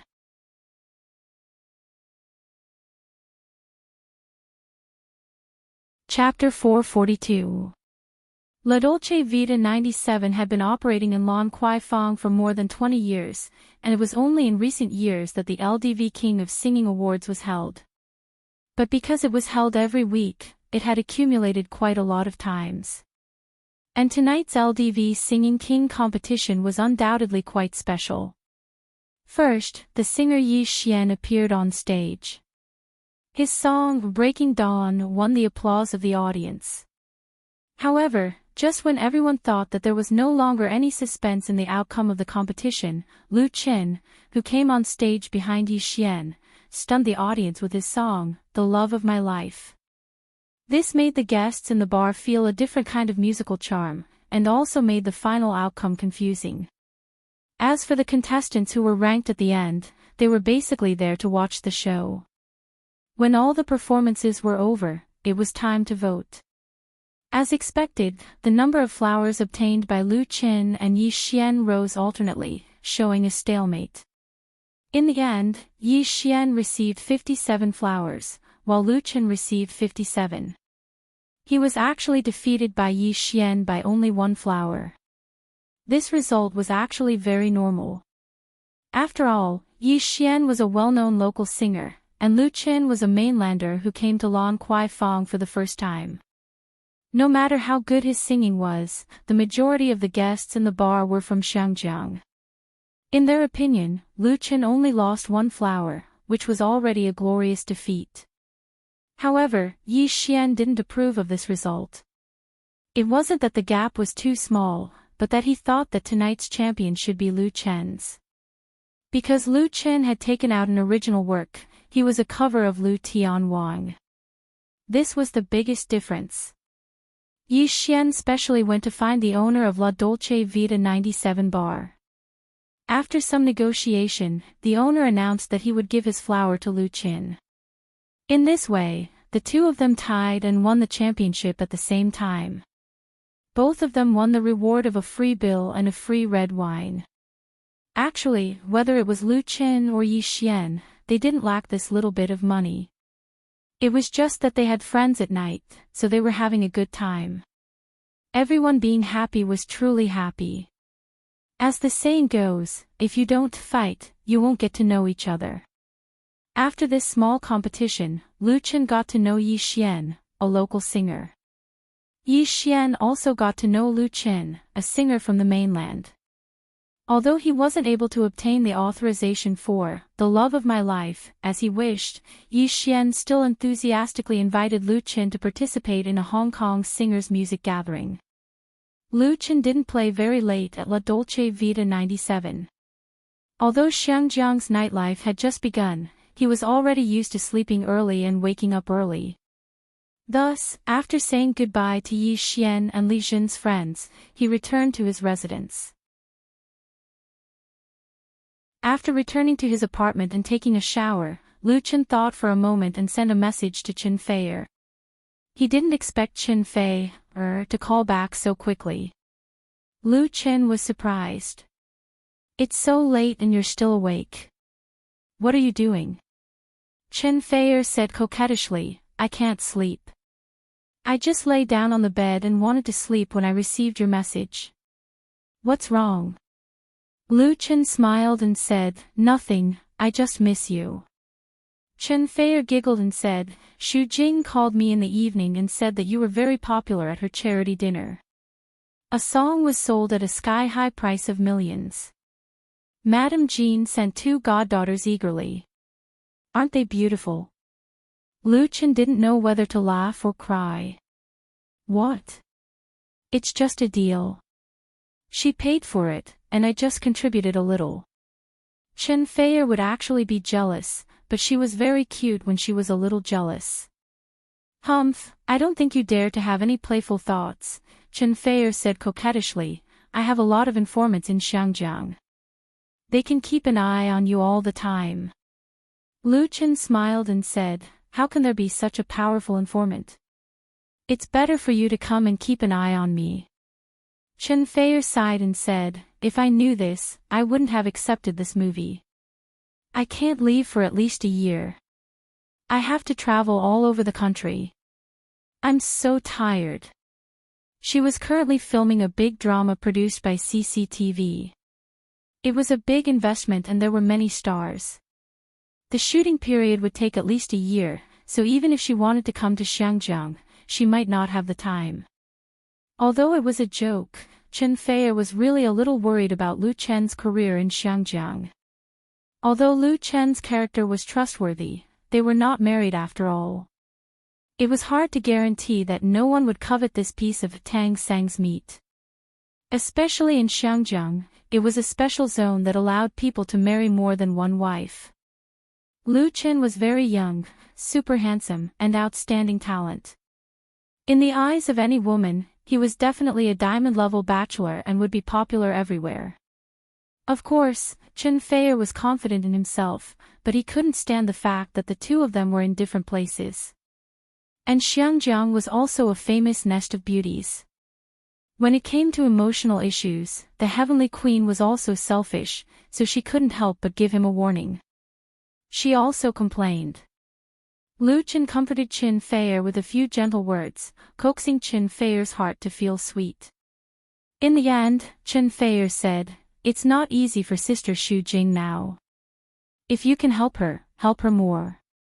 No matter how glorious she was in the past, the current Xu Jing was no longer her original identity. Her return to the entertainment industry was more like a gamble. If she lost, she might lose everything. She couldn't afford to fail again. They were both women and good friends, so Chen Feier was willing to let Lu Chen help. Lu Chen said, "I know." Speaking of this, his heart moved, and he chatted with Chen Feier about going to Lan Gui Fong to play at night. Of course, it also included getting to know Yi Xian. Chen Feier didn't know Yi Xian, nor did she care. She was very envious of Lu Chen's ease. "Next time I come to Xiangjiang, we'll go to La Dolce Vita 97 together. I know about this bar, but I've never been there before. It sounds very interesting. When the time comes, you can sing for me again, there's no need to go through so much trouble. I'll sing it for you now." There was no need to find a guitar to accompany him. Lu Chen directly sang into the microphone, "If you wait foolishly, one day, you will finally be able to wait for the love of your life. Who would mind our relationship? Every time we encounter an accident, we don't know the future. When he sang, "The Love of a Lifetime," again, he sang it for only one person. A person who really wanted to sing it to her, gentle and affectionate. If it's real, if it's fake, if you can play yourself, you will give the gentleness in your heart to your only confidant. Chen Feier listened quietly without saying a word. After Lu Chen finished singing, he asked softly, "Are you listening?" What answered him was the sound of even and long breathing. The person on the other side of the phone had already fallen asleep. The corner of Lu Chen's mouth curled up into a smile, his eyes filled with tenderness. He didn't end the call immediately. Instead, he listened to Chen Feier's breathing, as if she was by his side. Outside the window, the moonlight was like water, and the night was gentle.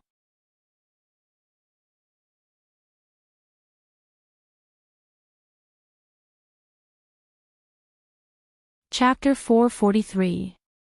Some people were singing, some people were dancing, some people were playing, and some people were laughing. The night in Xiangjiang was never peaceful. Therefore, when many people had already fallen asleep, there were still many people who were still enjoying life or busy with their daily tasks.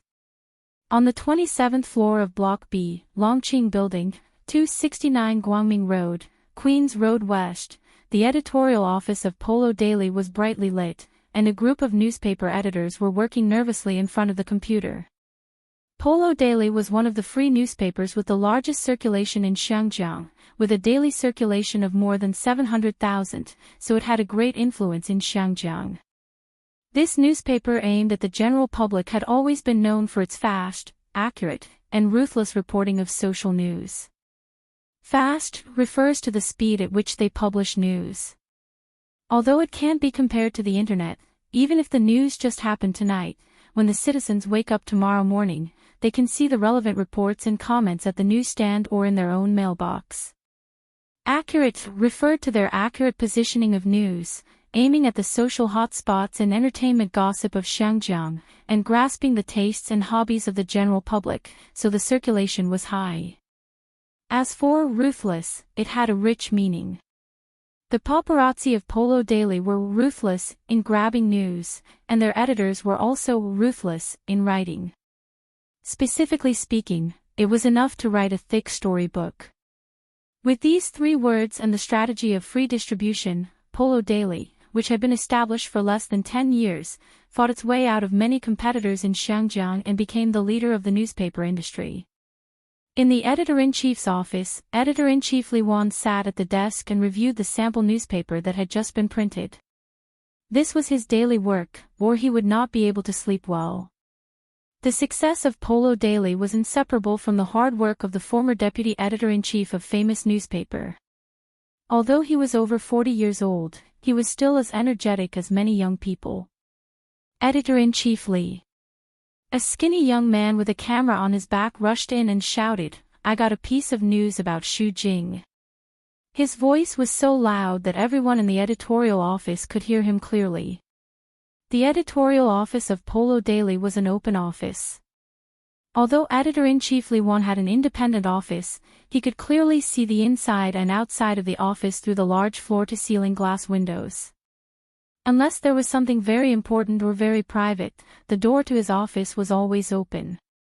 Certain staff members did not need to announce or even knock on the door to directly barge in and report to him.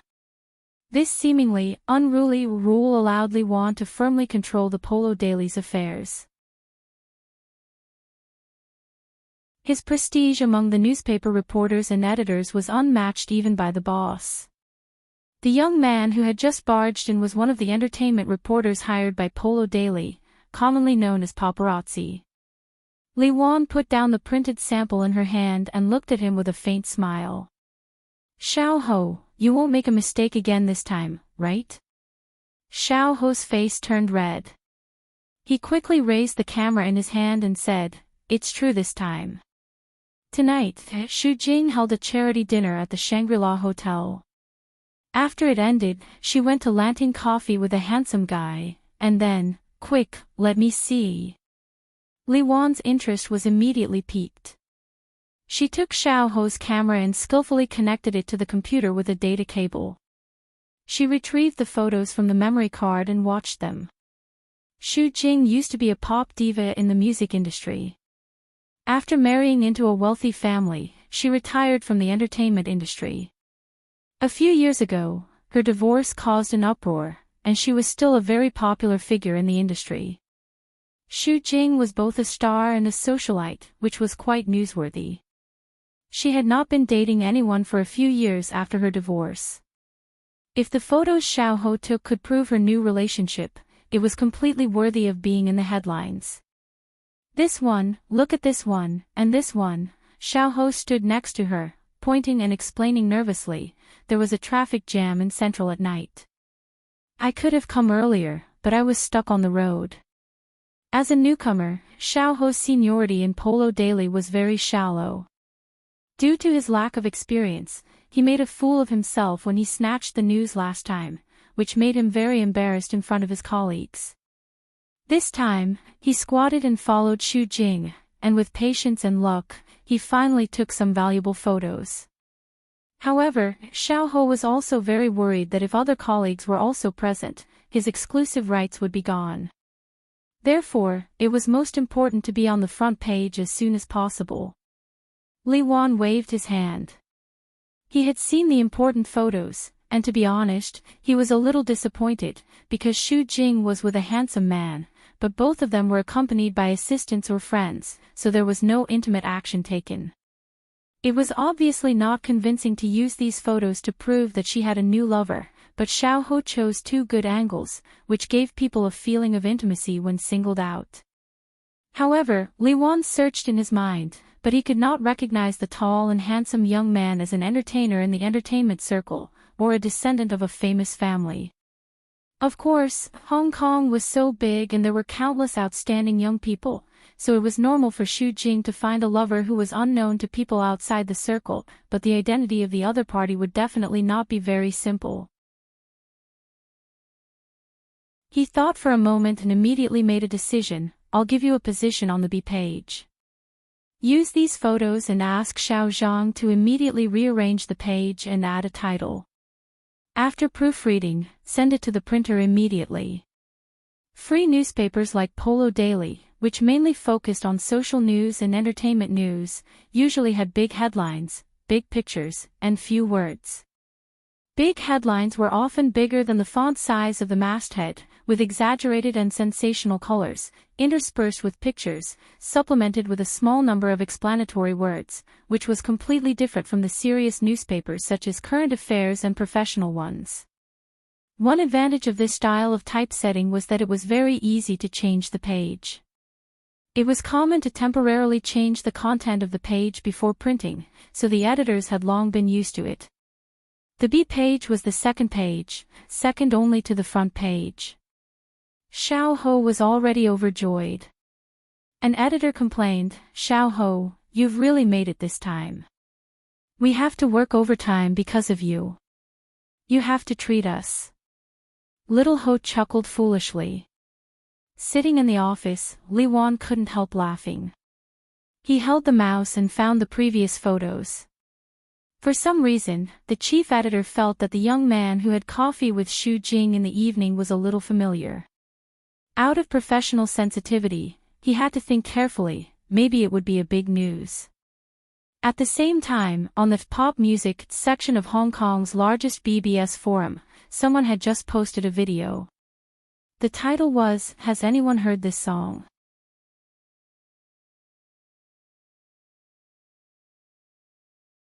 Chapter 444. Xinjiang was the gateway to South China and the mainland's bridgehead to South Asia and the Western world. Since the beginning of the last century, Xinjiang's economic development had always been ahead of the domestic and had long reached the standards of developed countries. However, since the beginning of the new century, especially after the explosion of the internet industry, Xinjiang gradually fell behind, especially in the IT industry.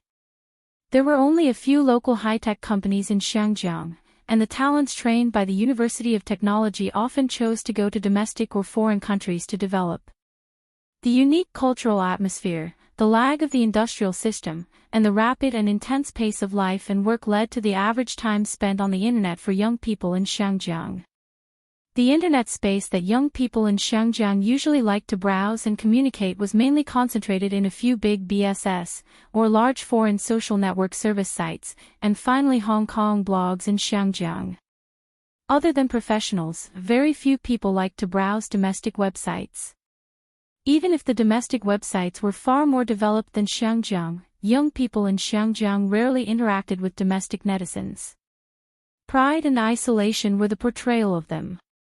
Therefore, the internet circle of Xinjiang was a relatively closed virtual world. The Hong Kong forum was undoubtedly one of the biggest fortresses in this world. Most people had their own accounts on this BBS website. The Hong Kong forum account was also connected to the Hong Kong blog. The combination of the two was basically the online home of the people in Xinjiang. If you wanted to know about the big and small things in Xinjiang, you could get first-hand information on the Hong Kong forum and blog. The Hong Kong forum had a total of 12 main sections, and the pop music section was one of them. Has anyone heard this song? The post was uploaded at 11 o'clock in the evening. There were many netizens in the section. Most of them were fans of pop music, and there were even some professional singers. Xinjiang's pop music started in the 1970s. Like Xinjiang's movies, it had a glorious period. A large number of Xinjiang singers, represented by Cantonese songs, had a high reputation in the mainland. Although Xinjiang's pop music was showing a trend of decline and had fallen into an embarrassing situation in recent years, the number of fans was still quite large. Therefore, the popularity of the pop music section had always been very high. Similar posts were very common, and many enthusiastic netizens clicked on the post. The poster's name was Vivian, and she was registered as a girl. She wrote in her post, "Tonight, I went to Longue Fong with my friends to play. At La Dolce Vita 97, I happened to run into the LDV Singing King Award held by the bar. Then, I unexpectedly saw Yi Xian singing on stage, a song by Lu Tianwang, Breaking Dawn. Seeing this, everyone was a bit confused. Since Yi Xian was singing Lu Tianwang's Breaking Dawn, then who hadn't heard of this song? He didn't expect Vivian to not waste any ink on Yi Xian. She focused on the participant that appeared after Yi Xian.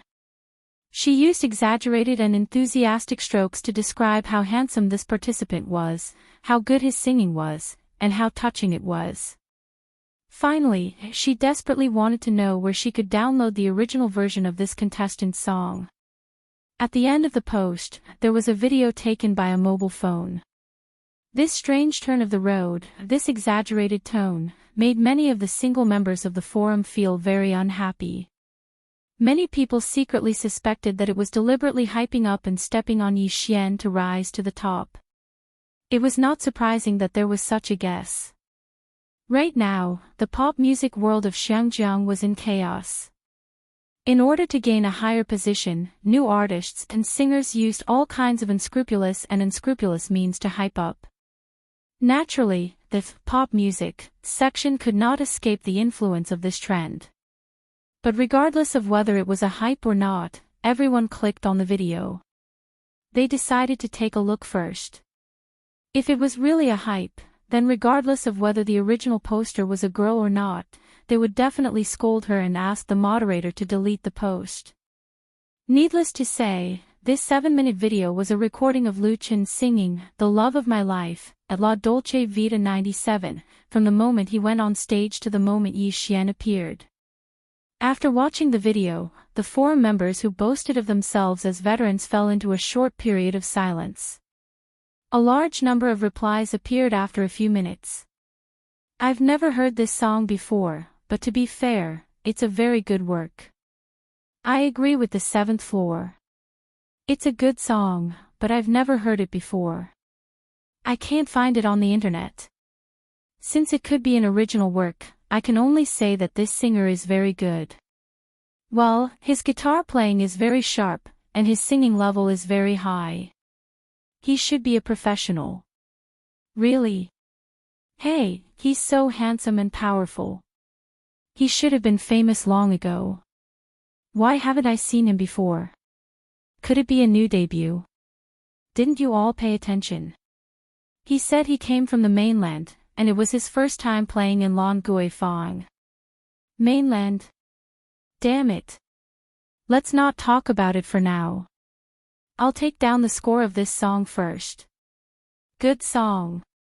Although there were a lot of doubts and puzzlement, most people in the pop music section thought that this, The Love of My Life, was a very outstanding Cantonese work.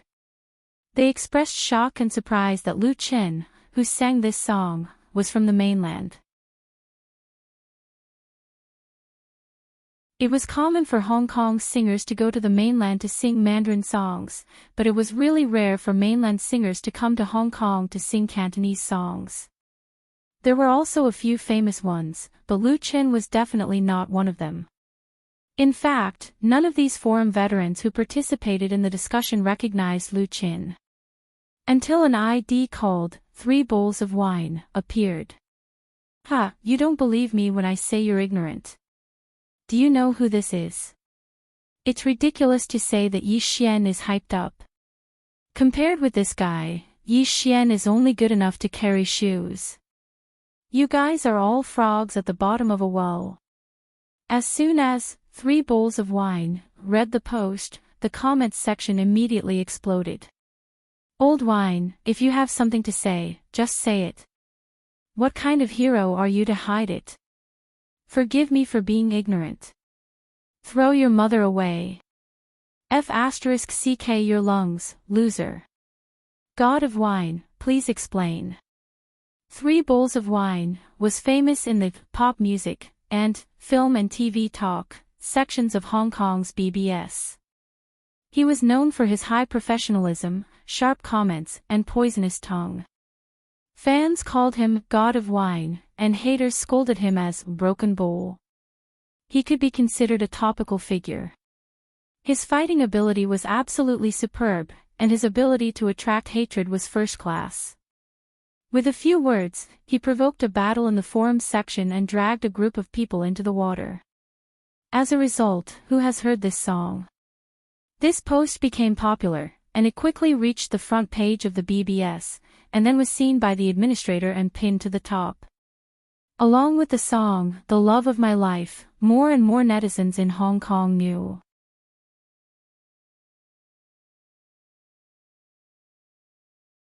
Chapter 445.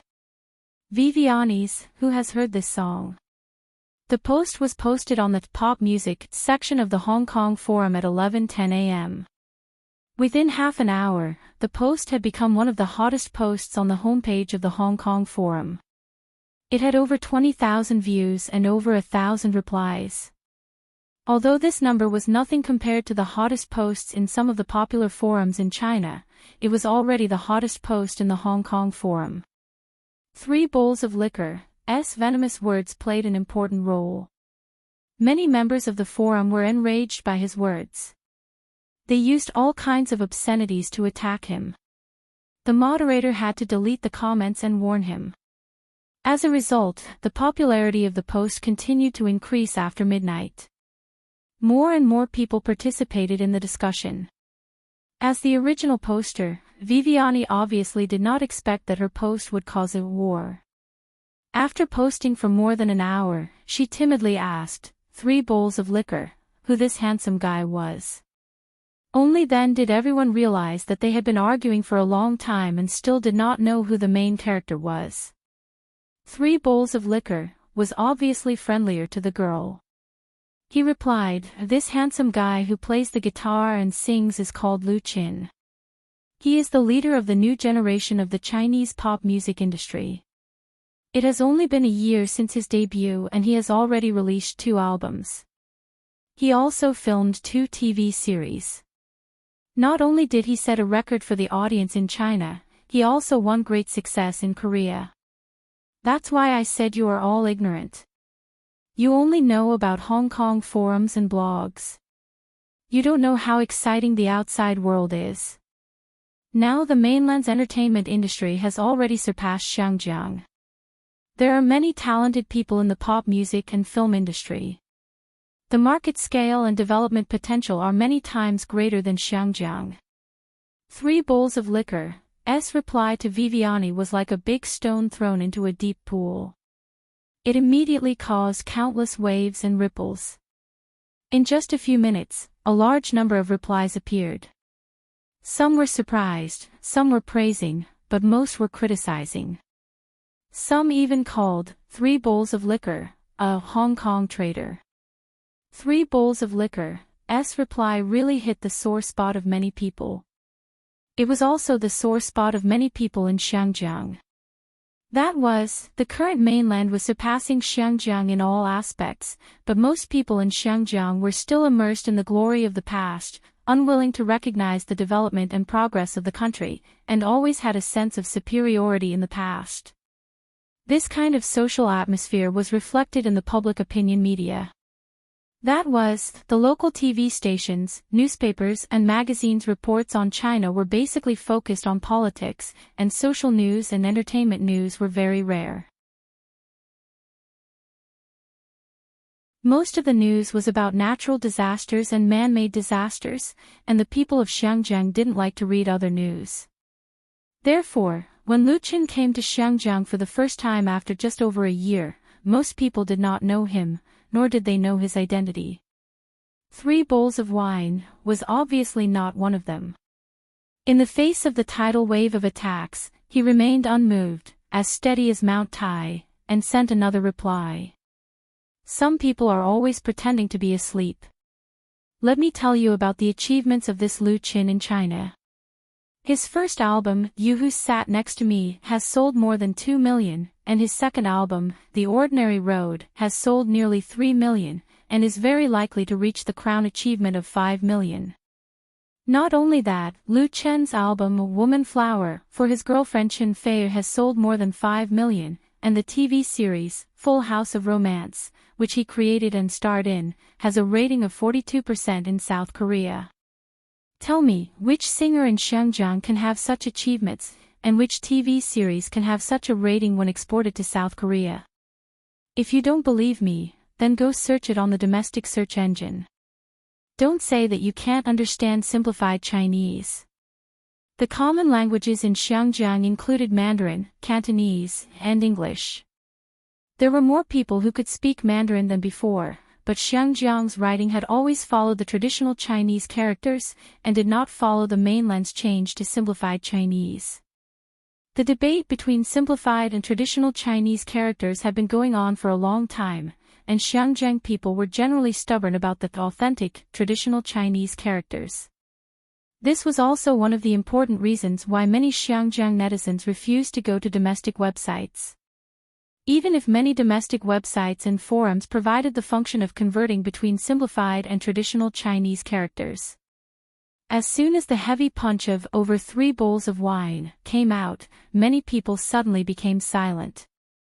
The 2 albums added up to 5 million sales, and the album produced by others also sold more than 5 million. In Xinjiang 20 years ago, the big stars of the Xinjiang music industry, who controlled the 2 major markets in Hong Kong and the mainland, could definitely win. But now, it was better to save it. Everyone knew that Xinjiang's pop music industry was very poor now. The strength of the new generation was insufficient, and the old singers were exhausted. The most important thing was that they had lost the big market in the mainland. It would be a great success if a new album could sell for hundreds of thousands. Moreover, singers and artists no longer relied on selling records to make money. They all took the so-called pan-entertainment route, and those excellent creators in the past had either withered or retired, and the original creators were getting fewer and fewer. Cantonese pop songs had not produced a real classic for a long time. Although there were still outstanding works, compared with the glory of the past, it really made people sigh. This song, The Love of My Life, played by Lu Qin and sung by himself, undoubtedly made people's eyes light up. To be fair, in recent years, there had not been a better work than it in Xinjiang's pop music industry. But why was its singer and composer an artist from the mainland? Many forum members who had been arguing until they were dizzy finally woke up and began to rationally discuss the work itself, instead of the difference between Xinjiang and the mainland. The night was long, and some people were not in the mood to sleep. And Lu Chen slept very soundly in his new home in Xinjiang, until he got up at 6 in the morning. After washing up, he habitually changed into sports shoes and clothes, then went out of the apartment and ran along the shore of the shallow bay beach.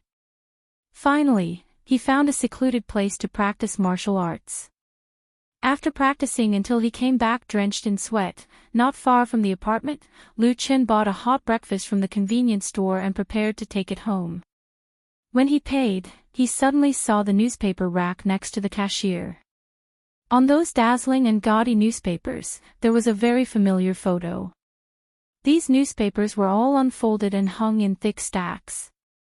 The newspaper that Lu Chen saw was called Polo Daily. The photo was published on the second page with a very eye-catching title. Xu Jing met a mysterious handsome man at night, suspected to have a new lover. Damn! Lu Chen couldn't help but curse. This photo was the scene of him sending Xu Jing to the car after drinking coffee with her last night. It was actually taken by paparazzi.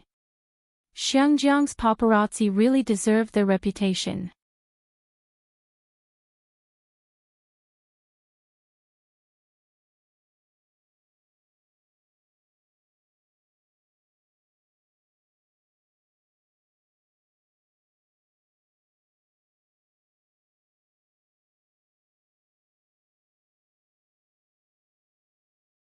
But as soon as the post was published, it immediately received a lot of reposts and comments.